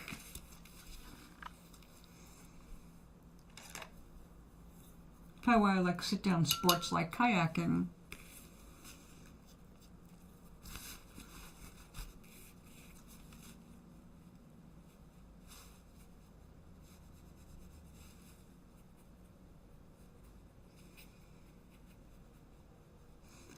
Or the other sit-down sport, poker.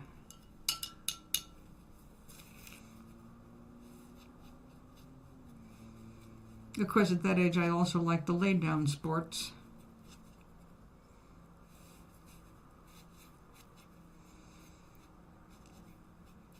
I'm glad I'm not young anymore.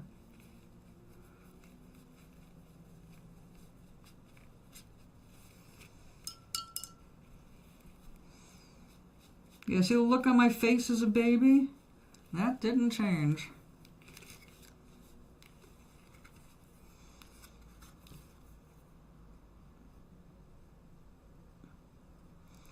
I was watching something the other day, and they're asking, like, what's your first memory as a child? I think somebody was being interviewed, and I was going, what was my first... I have a lot of early memories, but what was the youngest? And it was 2 years old. 2 years old, and it stood out because it was another baby picture being taken with a toy that smelled really, really bad, and it was a pink dog. I immediately, at 2 years old, knew there was something wrong with it. I hated it. I didn't want it near me, and I refused to take a picture with it, because every time they put it in front of me, and then I started getting really temperamental.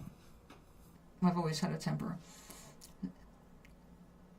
So I kept pushing the dog away. They finally managed to sneak it into a shot with me looking one way, and they snuck it in kind of behind me. Like, I remember going through that with the photographer and my parents, and I didn't have the vocabulary at 2 to explain exactly why I did not want that stupid fake dog next to me. But I remember it very clearly.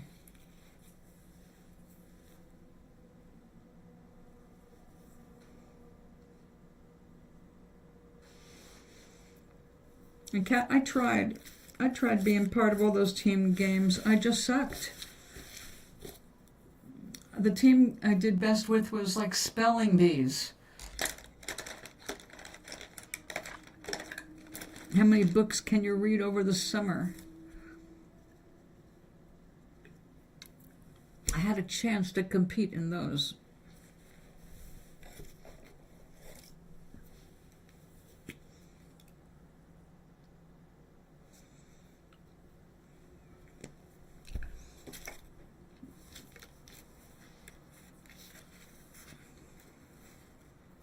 All right, just dry. What am I going to do? I've been painting for them for so long. What can I paint now? I can do a silly cat again. A silly bird.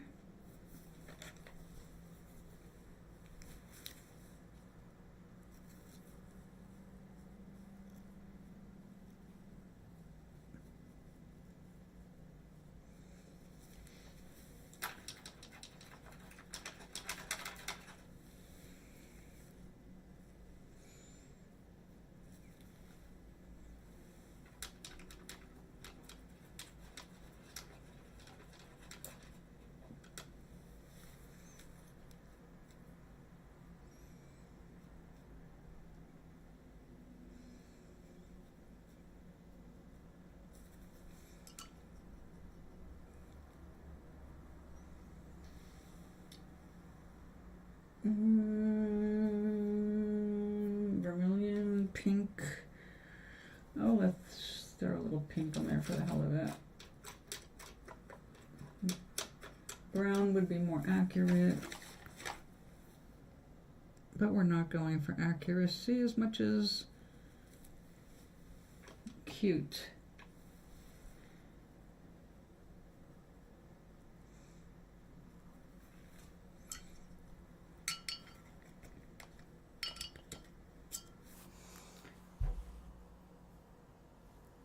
This Friday, be among the first at your, yeah, right. How come the Black Santa has to work on Christmas?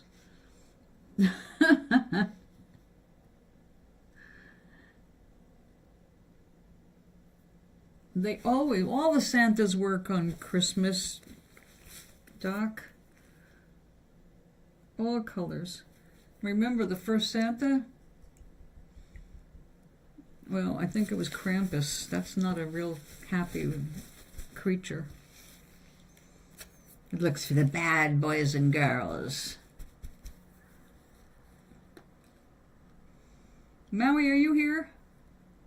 If you want to say hello. I just lost the... There we go.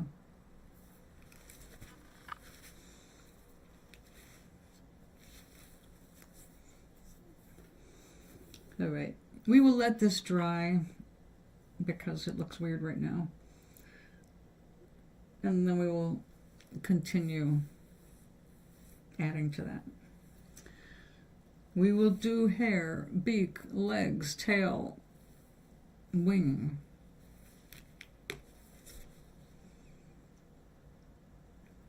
All right.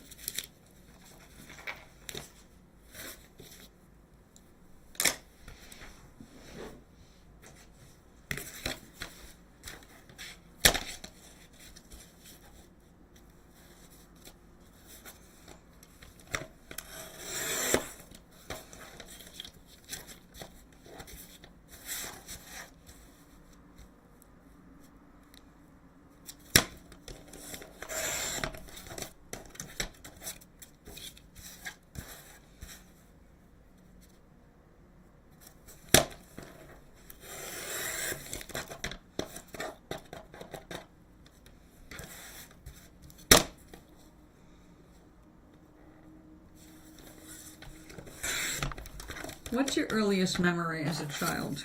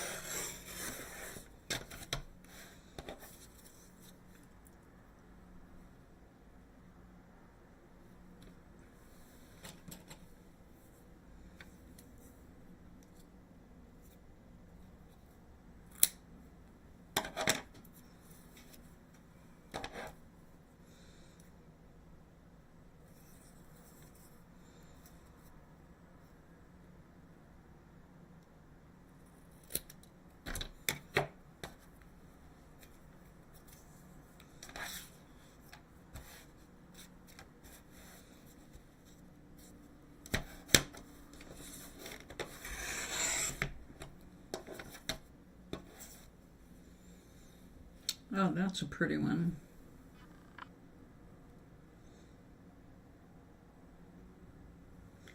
Lots of different colors, lots of gold.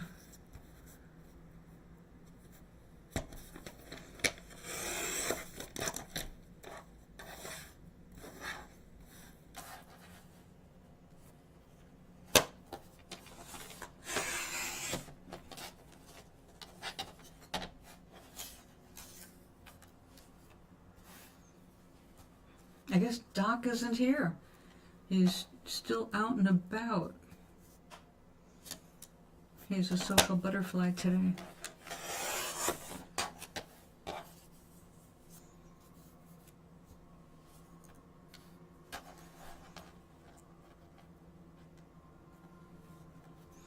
Does anybody here remember the movie Toys with Robin Williams?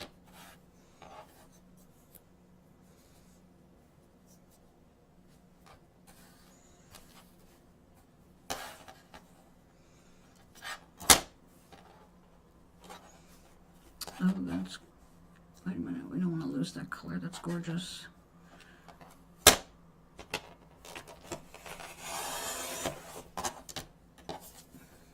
All right. All right, we got some good color there.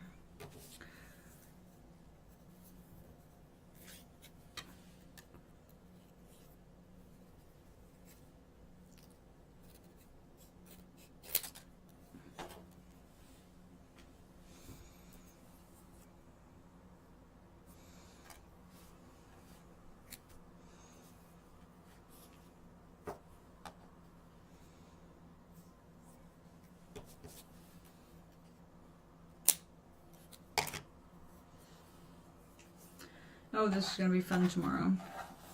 Oh, wait, tomorrow's Friday, right? Tomorrow is... I won't be here tomorrow. I have a busy day.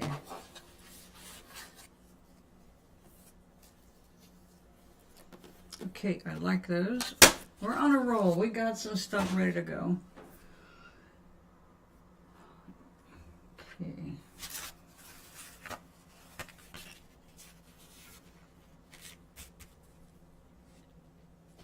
Let's get our gold out.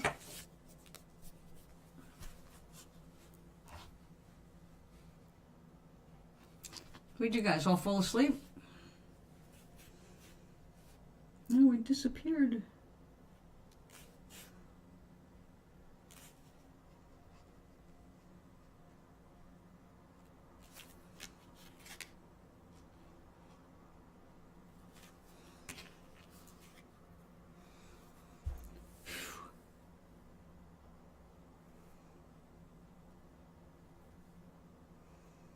$4:12. I think it's almost time to go.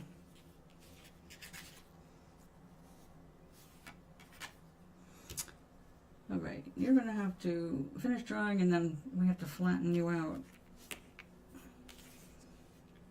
I was knocking these out a little faster and then I could write a good morning note on the back of them and then mail them. I did buy stamps yesterday and I did mail that cute little goo gog thing I made for her, for Gloria. Hopefully that'll make up for not getting a damn painting out this week.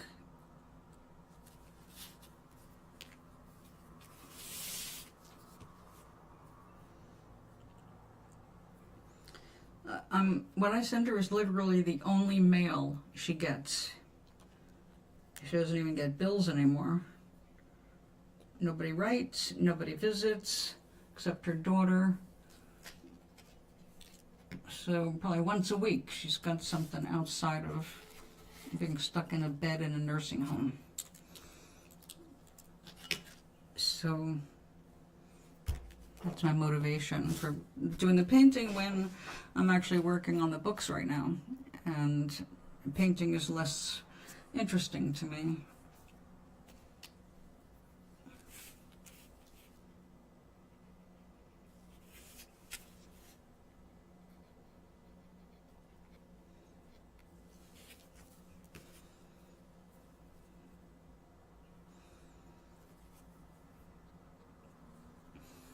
It's like, I have to get something out to her tomorrow, or I will feel bad.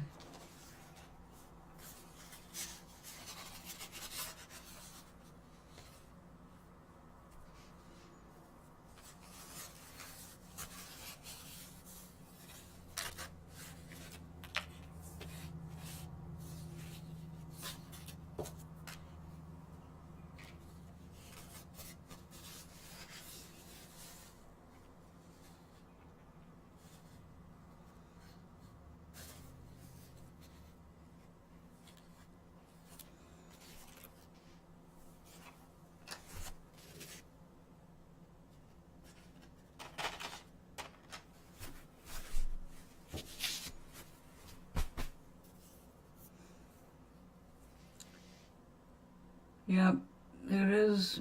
It is.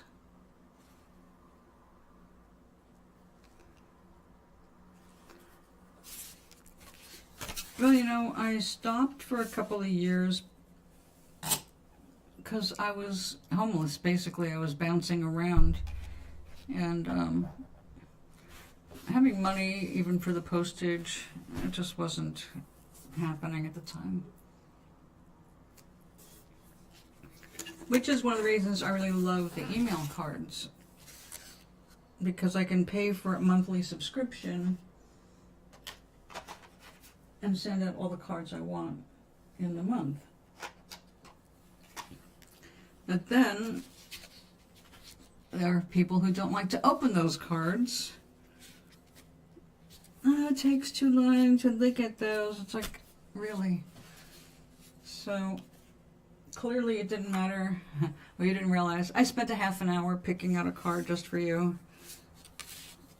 And, you know, so after being unappreciated, I also took a whole bunch of people off my mailing list.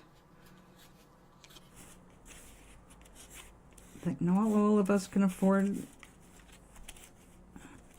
all that.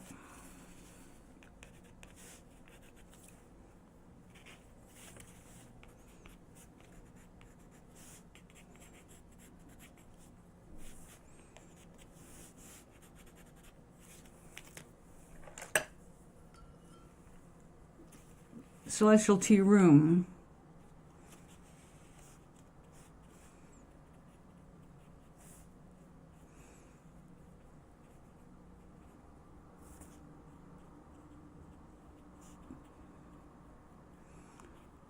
That was because I was still doing the cards. And I still do them if anybody wants card. I don't do like tarot card readings anymore, because I'm trying to get people out of the headset of predicting the future and more into the headset of creating their future. And people have gotten so into this, I have to know the future. It's like, well, it'll be what you decided it was going to be probably years ago, but you aren't paying attention to how you're creating it. So, yeah, after being a psychic in quotations, for so many years, and seeing the way they were ripping off people, I had to fight back by teaching people how to be their own best psychic. Everybody is psychic. There's no such thing as actually psychic, but it's a term we're used to using.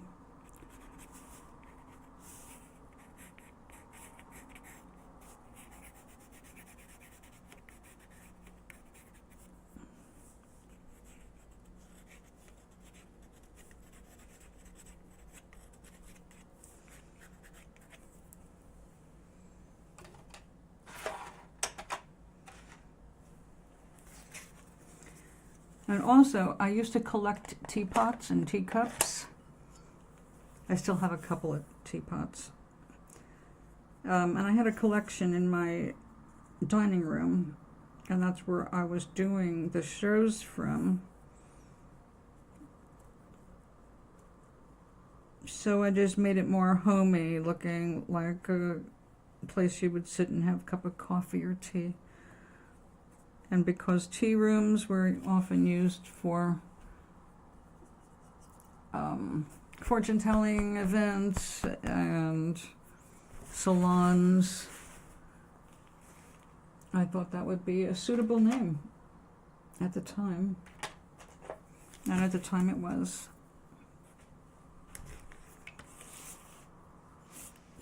That was when I was on Vaughn TV.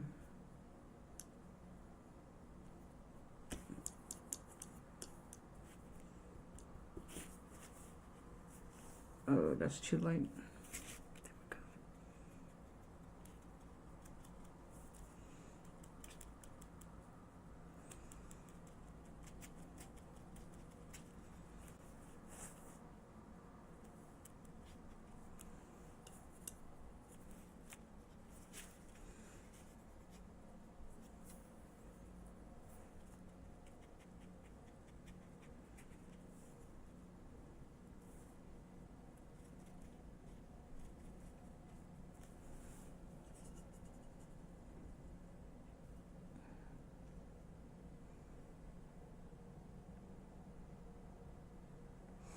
Well, I did, let's see, I've been online for 18 years, last August.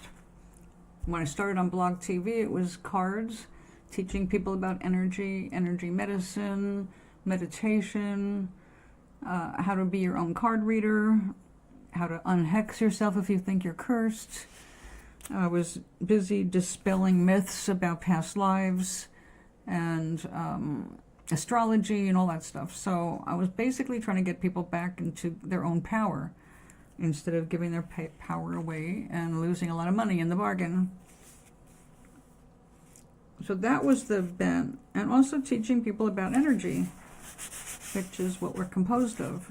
So those were very important things to teach, I felt. And I really thought that I could make a difference at the time, get people on track to themselves. And it was kind of horrifying to see that despite my best efforts and the efforts of other ethical readers around me, the unethical ones are the ones making the money, getting out there, and still selling the same bullshit. So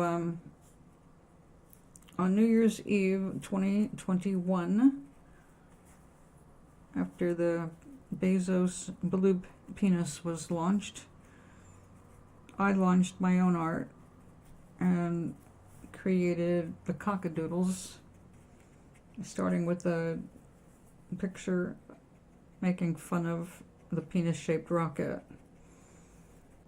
And since I was in flux about my living conditions,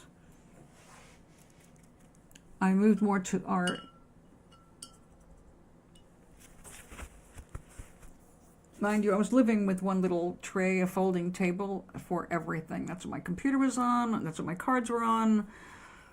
And then, so whenever I was doing a stream, which was every day, I had to take 35 decks of cards off the floor and find a place to kind of display them around me on the floor because I didn't have furniture. So it was very uncomfortable. And New Year's Eve, I woke up on the floor because the air was out of my air mattress.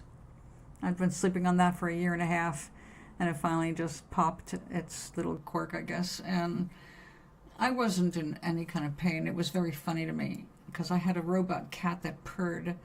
And when I woke up, I was on the floor on my back, and my bed was like water wings up alongside of me. And the robot cat was at the very top of one side. And when I moved, it moved the robot, and the robot started purring because it thought it was being touched, you know, like petted. And it made the whole bed vibrate. So I just laid on the floor and laughed my ass off at the situation. But I thought that it would be a good idea for me to, at that point, to take a break, giving other people life advice, and focus on something I like to do and that I hadn't been doing for a while, and that was my art.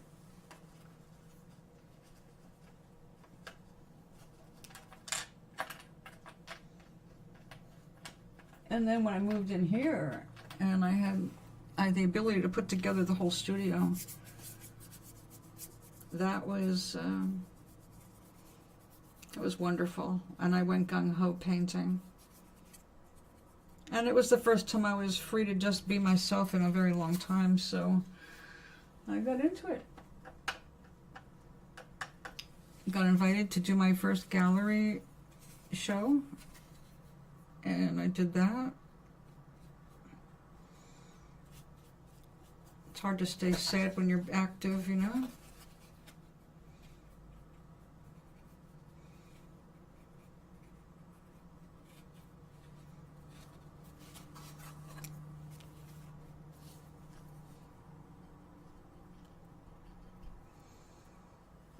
I've been mostly art since New Year's Eve 2021, just before we turned into 2022.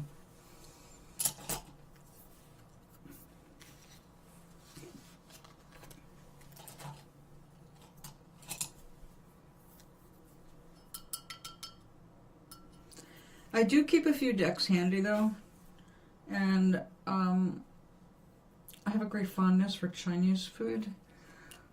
I go out once a month to get some, and when I do, I bring home a pile of fortune cookies to share with you guys.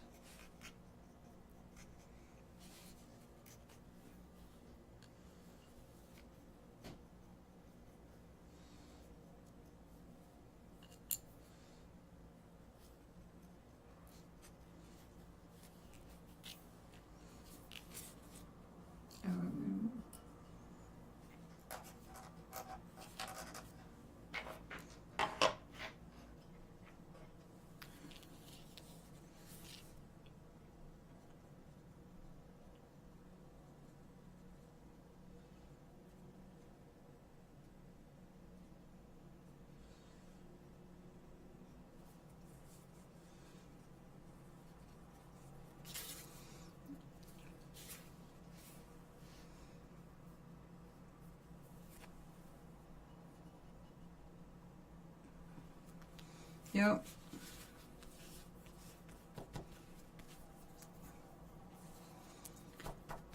Now, what you don't see is the mostly writing part. A lot of my time is spent working on my story and another book which I'm writing, which is the first time I'm writing 2 books at the same time.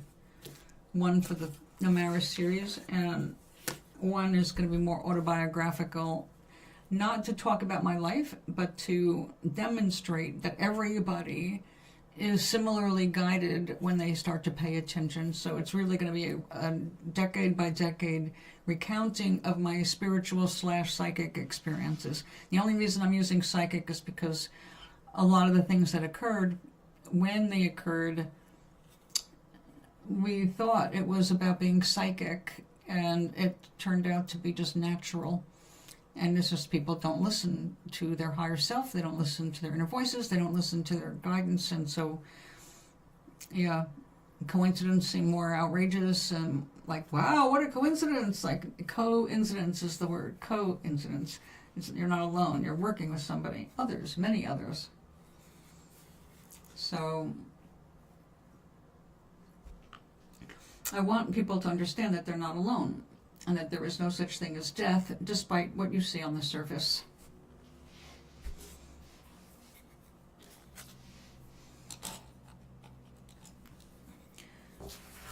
People keep each other so afraid. And as soon as you are fearful about anything, you have just shut yourself off from the free flow of guidance that's always there for you. The stream of well-being. It's always there. It's just that when you're stressed out or fearful, you can't feel it as easily. So it's important to get away from being stressed out. It's important to remind yourself every day that you're really okay. Even if it doesn't seem like it on the surface, you really are going to be fine.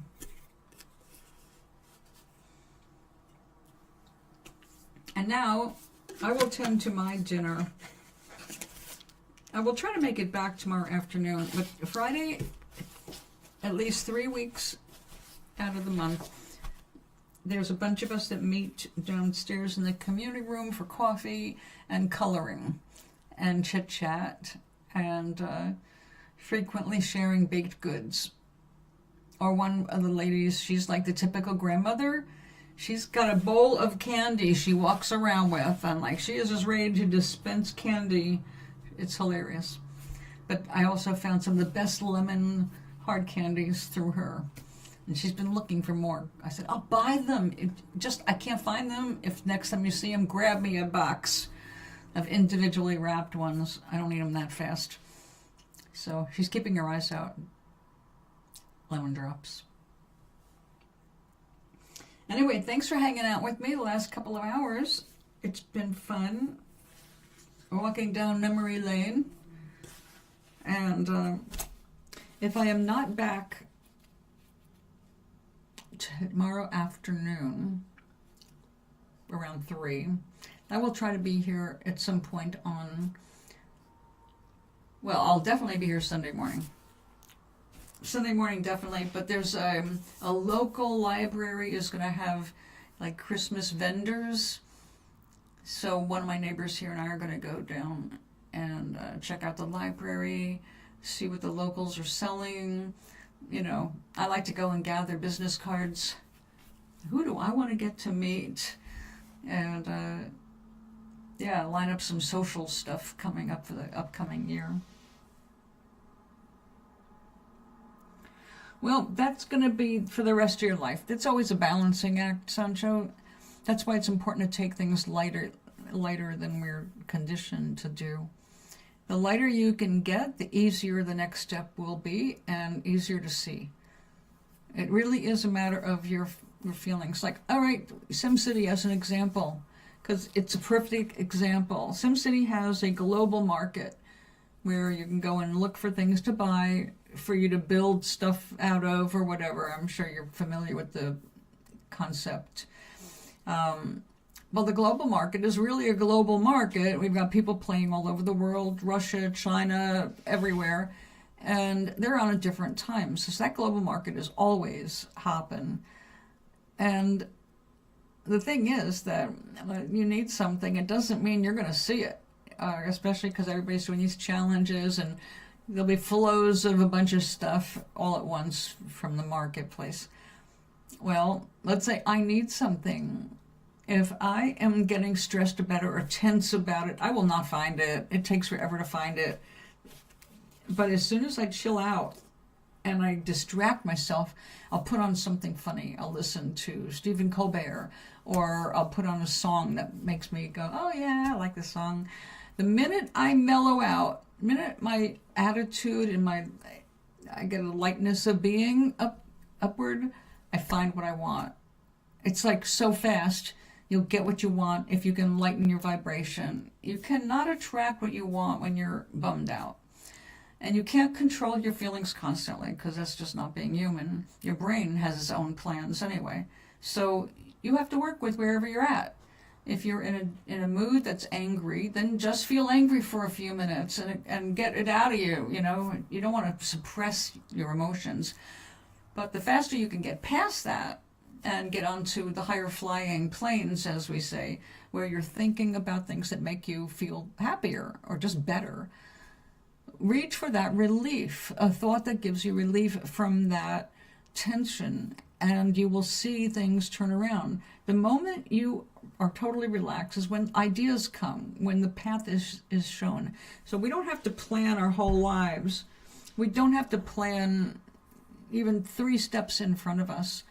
Just be ready for the next step. Be ready to be ready. So I may not know what's coming tomorrow, but I already am going to pre-pave tomorrow by going, tomorrow's going to be great. I'm going to have a good cup of coffee. I'm going to do a little doodling. I'm going to be in a good mood. I'm going to be experiencing the lightness of being. There's going to be some cupcakes. I'll look forward to that. And then after that, a friend is going to take me into town to pick up some groceries. So it's going to be great. And I don't know exactly what's going to happen, but when I pre-pave it, like I'm going grocery shopping on the bus tomorrow, I'm not. But when I'm going on the senior bus, that means I don't have control of a whole, it's not like I can turn around and say, hey, let's go home, I'm tired. Or let's go to a different store. When you go on the senior bus, you go somewhere, you're dropped off, and you're there for the duration until they come and get you. So when I have to do that kind of a trip, the night before, we'll go tomorrow, I want to meet somebody that'll make me laugh. I want to have a conversation that's going to be uplifting. And I start saying that in my head. I don't know who is going to be on the bus. I don't know who's going to be in the store, but it never fails. When I prepare myself to have a meeting, I always do. I always end up sitting there waiting for the bus to come and get me with somebody who is offering good conversation, or even somebody on the aisle in the checkout line. I will suddenly have a conversation with somebody, and it always happens. So if you pre-pave tomorrow a little bit, like, what do you want to happen? Don't worry about how it's going to happen. Let the universe handle all of that. But how do you want to feel tomorrow? You want to feel creative, inspired, energetic. You want to be able to attack your chores or your job or whatever. Just try to think about it in advance the night before, but see it as being great. See it as being uplifting. Even if you don't know how it's going to happen, it's like, I know I'm going to be in a good mood tomorrow. I'm going to hear something that's going to cheer me up. I'm going to see something. Oh, another thing I look for all the time is I want proof of humanity, the goodness of humanity. I want to see the goodness in humans tomorrow. When I turn on YouTube, yeah, I know there's political shit, but I want to see something that makes me feel good about humans. I want some encouragement that we're going to be okay. I find it every single time, man. Every single time. You have to ask. If you just bop along like everything's just going to happen, yeah, but you're not going to have any say in that. You're going to just be reactive. You want to create tomorrow. Yeah, try it. Try it. You can't stay light all the time. Nobody can. There will always be something you'll see or hear or smell that's going to bring you down a notch. Don't worry about that. But if you reach for something higher, like, all right, I made a timeline shift. I'll share this real quick because it's really important to know that it's possible. You've probably heard about people making shifts in timelines, and you go, what the fuck is that? How do you shift into a different timeline? Well, what happened was I had a package stolen right outside my door. Well, I could have gotten really paranoid, all right? I could have gotten really freaked out because my apartment's right next to the emergency stairwell. You can just come up the stairs, open that door, reach over, and grab whatever is in front of my door. It's not that far a jump, okay? And disappear so fast, I wouldn't even see them going down my hallway to the elevator. All right, that's how fast it can happen. So that's apparently how fast it happened. So I was like, man, I am not going to put up with this shit, having things stolen. I can't afford to have things stolen. So I went to the senior advisor and mentioned, the fact that people are not delivering properly, or they're not letting us know, and things are being disappeared. What can we do about it? And she said, well, your neighbor, if I remember correctly, your neighbor right across from you has one of those Ring cameras, and you can ask her to check the footage and see if she saw when or who took your package. So I went to my neighbor and I said, hey, can you check your tape, check however you check, and see if you can spot when somebody took something in front of my apartment. And so she checked it, and the next day she said, I couldn't find anything. I don't know. I didn't even see the package being delivered. And so I'm sorry I couldn't help you. So it was like, all right. But I was worried. All right. I know that the more you worry about things, the more you're attracting whatever you're worrying about. So you don't want to spend your energy worrying. And I did not want to find myself being paranoid about the stairwell, which I have always seen as a plus because it means there's no neighbor, right? There's no sounds coming from the stairwell. I don't have to listen to neighbors doing anything. Okay, so the Ring camera. Well, I made myself not afraid, all right? I decided I'm going to be proactive about my fear here. I'm not going to let myself build this up and end up with an energy pattern I don't want. Because as soon as you start focusing on what you're afraid of, you start attracting what you're afraid of. I don't want to attract people in my stairwell. I don't want to attract that kind of energy, right? So I stopped thinking about it. I really did conquer that one. I grabbed it fast enough and said, there's no reason for you to be paranoid. There's no reason. This is the first time you've been here since 2022. This is the first time something's happened like this. There's no need. No need. Everybody's, has to have a key to get in. Everybody's got to have a digital pass to get in. You can't just walk in and out of the building easily. So I calmed all of that energy down, smoothed it all out, and I didn't think about it again for a while. And then something else was going on. I said, it really would be a good idea to get a camera. I'll ask my neighbor which one she uses, because we're not allowed to have anything on the outside of our doors. And she said, I don't have a camera. And I'm like, what? I don't know. I don't have a camera. I'm sorry. It's like, okay. And then I went to the senior advisor, who was the one that told me about the camera.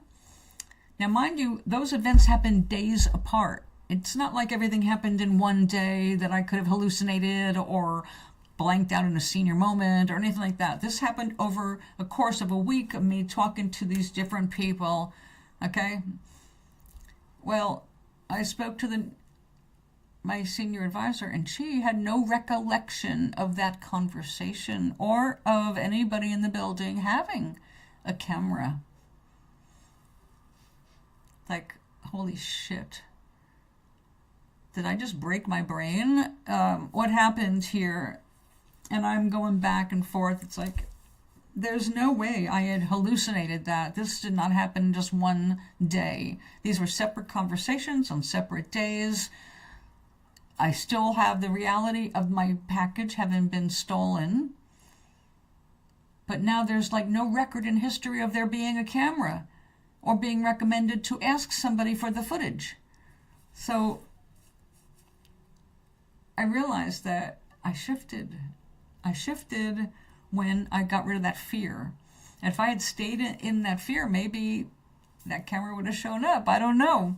But in that reality, although nothing else big happened to me, nothing else big changed, it was one of those small changes, because there are infinite possibilities from any moment forward. That's why you want to stay focused in the now. We don't care about yesterday. Yesterday's dead energy already. It's gone. It's over. You can't influence what already happened. You can influence what's going to happen. And so that is exactly what happened. So I made a shift. It wasn't a huge shift. I didn't become a new person, anything like that. But actually there were some small improvements in my health. So, yeah. It's a moment-by-moment reality. We are creating it as we go. We are on the leading edge of creation, and we are mostly non-manifest, but we're still here. So yeah, it gets more and more complicated, but I keep thinking of Kevin McKenna. What was his first name? I want to say Kevin McKenna, but I don't think that was it. McKenna died of a brain tumor, but he was known mostly for his experiments with LSD. And he had gone off in the end. He was totally about mathematics and how mathematical everything is. And it's like, it's true. It's just that we don't have to know the math. We don't have to know the physics. Even though what we are experiencing is going to be someday explainable through mathematics, you don't have to know any of that to change reality and to create your reality the way, more in the direction of what you want. Some things are apparently, like when we choose our bodies, we choose when we get here. So this is the game of cards, right? This is the hand I drew by being born with this first initial setup. So some stuff was like, yeah, you're going to pop in here with these parents, and you're going to be set up for this certain set of circumstances. But that's where it ends. That's where everything is open. Yes, that's the one. Yeah. I am numerically dyslexic, so math and I don't get along. But I can recognize patterns, and that's what's been happening is everything is connected. Everything is connected, and you don't have to manipulate anything or try to manipulate anything. You just have to be clear on what it is you desire. What are you asking for? And then get out of your own way. And it's just a process that goes over and over and over and over again. You have to relearn it every damn time because, yeah, you got to straight for that. Like, okay, me figuring out that I skipped the timeline over a little bit. I didn't have to change a huge reality, and I didn't ask for reality to change. It was that my attention on certain things made things shift a little bit. And that happens all the time. And then when that happened, and I realized what happened, I was like, oh, okay, the trick is as soon as something comes up that makes you fearful, face that and look at it and don't let it take over. You are the one that has to take over. You're the one that's got to say, no, I'm not going to let this take over my subconscious mind. I'm not going to let it magnify itself in my reality. I'm not going to focus on this fear-based whatever it is. So I don't want any energy going into this fear. I don't want to feed it with my energy is basically essentially what I'm saying. It's like, don't feed it. Change your point of attraction by changing what you're paying attention to. So by me not focusing on the package being stolen, instead I focused on my safety. Like, I'm going to be fine. I am fine. I'm safe. I don't have to worry about my packages. I will not have any more packages stolen. But I didn't make a big focus on the package or the theft. The focus was on my safety and how I feel safe. And when I got to that safe feeling place, things shifted into a safer reality. So that old timeline's gone. It's been freed not to develop. So you can only do this moment by moment as things come up, but you'll start recognizing that those reality shifts are actually very common, or more common than we think. And we've already probably experienced them. I know I have. When I recognized what it was, I realized I've done this before. Where I thought I was losing my mind because suddenly the reality did not match what I'd experienced, but I knew damn well I had experienced a certain thing. And I got kind of close to understanding that through the use of Salvia divinorum, this little smoke, which is a hallucinogen. Not everybody gets off on it, though. That's the weird thing about divinorum.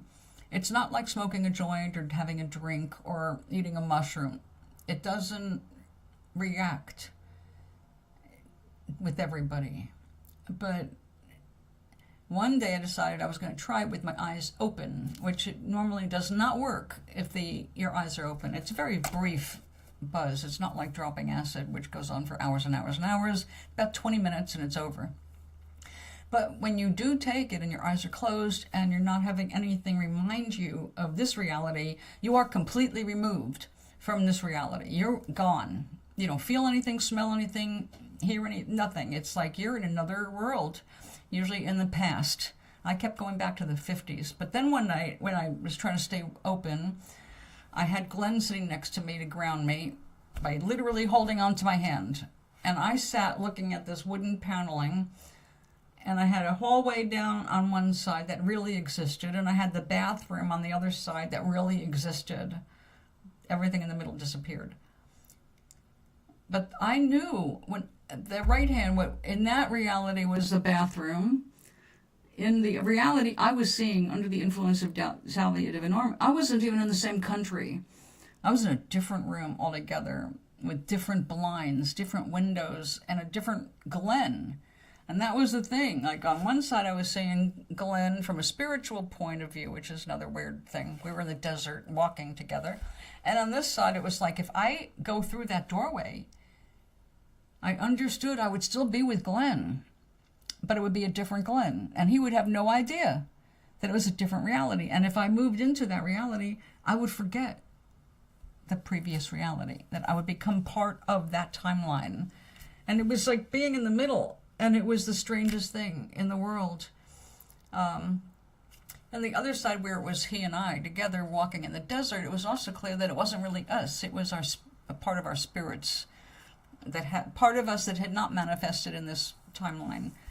And we were walking together because we were working together. And he did something, like he saw that I was breaking through and I was now coming back to that current reality. And he was an asshole. He held out an oar. Here, try to grab this. And the one that was me, the other me, was like, yeah, he's a bit of an asshole, isn't he? And I said, yeah. And then I was back. I should have taken advice. But, yeah, it was really, really strange to see the option of different doorways, different realities, and understanding that you're not as confined to this reality as you think you are.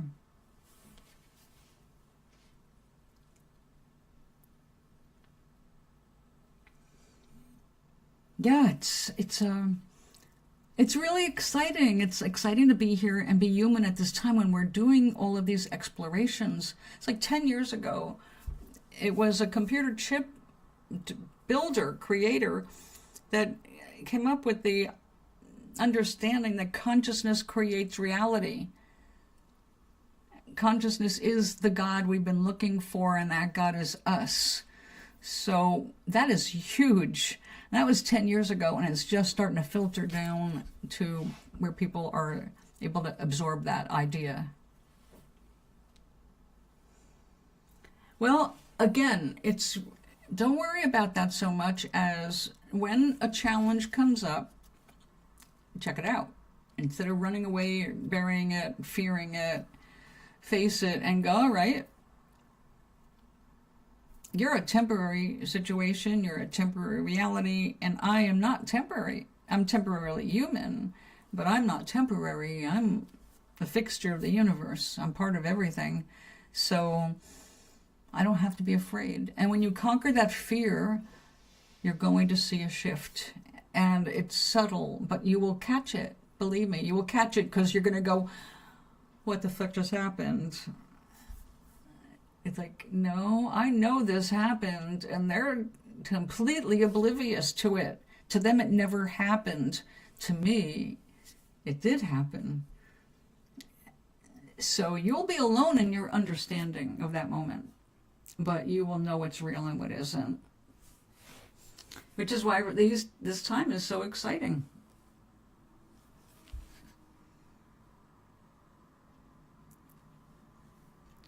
But now I understand, if you want a shift about anything, you have to work with that moment. So the only reason the shift happened is because I was focused on something that was directly connected to that event, right? I mean, it wouldn't have happened if I was focusing on a cooking show or cooking, because it wasn't my cooking or a food that was stolen. It was interactions. All of that shifted when I confronted the fear that initiated the exploration of finding out who stole it, right? So when the opportunity comes up for you to shift your beliefs or your feelings about something, then you will see what I'm talking about. And it's hard to explain, because I guess like that's the cool thing about people like McKenna, where they tried to take these concepts and explain them numerically. It's like, this is repeatable if you know how to do this, whatever. But I suck at math, and it happens with me. So I know it's not a matter of you understanding the math or physics behind it. All you've got to do is understand that it's driven through your feelings, your emotions, your thoughts, You're the driver of the change, but you don't have to make the change. Just be there to say this direction. The universe, which has its thumb on every pulse, is able to line things up as they are closest to you. So while everybody is a wheel within a wheel within a wheel, and it's always spinning, you match up like gears. Everything matches up as you're calling it to you and as it's available. Whatever is closest to you. The universe tries to make things happen really fast. It doesn't like waiting. There's no patience in the universe. It seems like it's patient because of evolution, but no, we're not at all patient. And the minute we are making a demand or a request, as long as we align our energy, it will happen as fast as the universe can manage it. And if you are not ready for it, it won't happen. Yours knows exactly what you're ready for because you're always speaking to all of us with your vibrations in the moment. That's why the now is so important. Where are you now? Where are you now? Where are you now? What do you want for tomorrow? But stay away from the past. It doesn't. What you had for breakfast doesn't even matter anymore, other than going to the bathroom and losing that breakfast.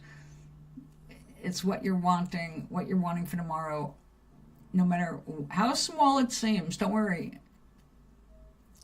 Small or huge, just keep asking.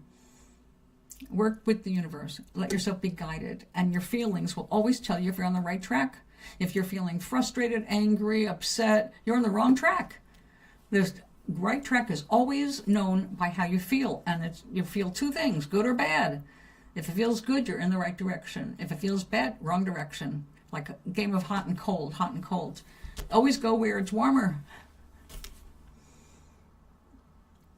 That's it, exactly. Work on, be ready to be ready to be ready to be ready to be ready. We echo through the universe millions and millions of years.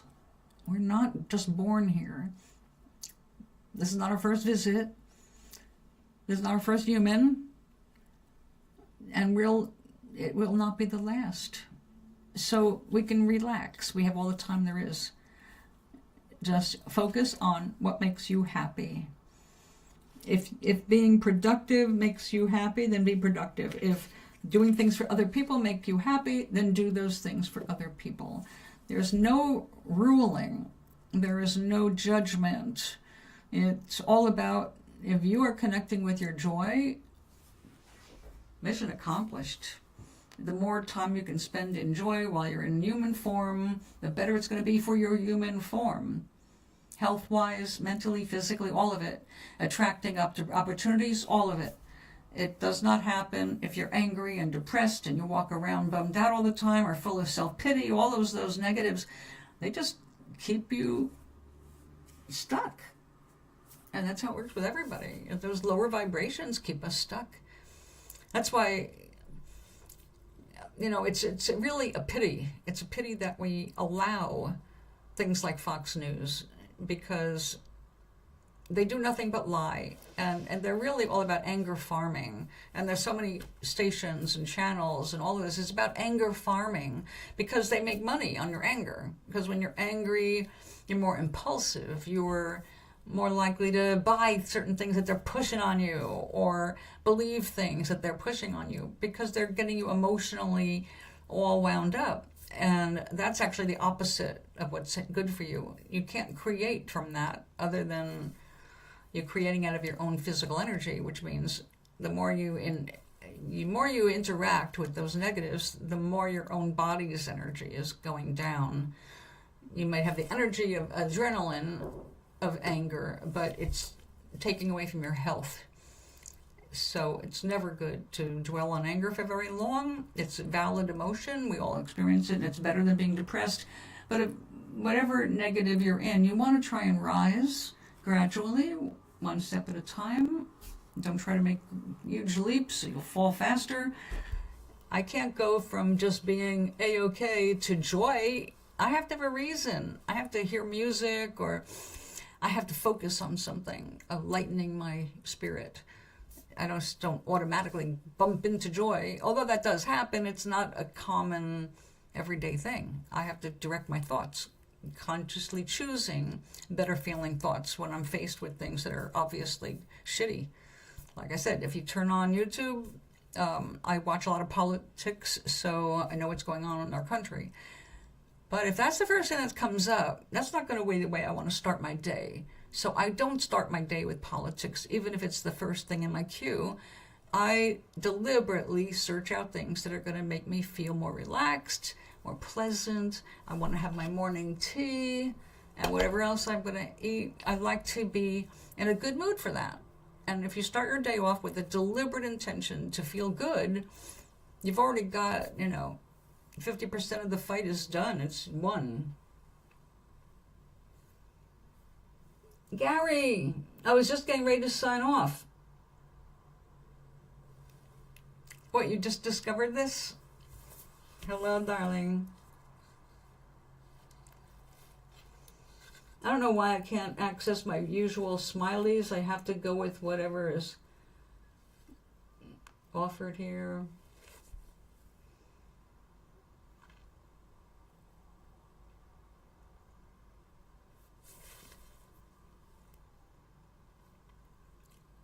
So Gary, I'm going to go and make my dinner. It's already 5 o'clock.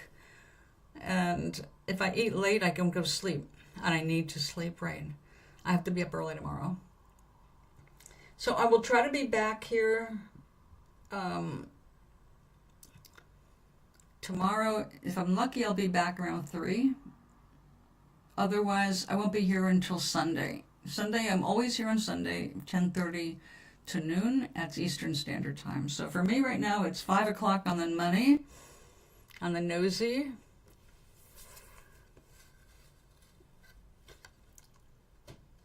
So I will give you lots of love and smiles. And of course, peace, baby. I'll see you the next time. Thanks so much for hanging out with me. Okay, Gary, I'm glad that you get the messages if you're subscribed, which is free. And please remember, thumbs up. I need those likes. It's really, I'm not making any money on it. It's just so that I stay alive in the stream here. So I really appreciate your thumbs up. And if you have time to leave a comment, I do get them and I respond to every comment.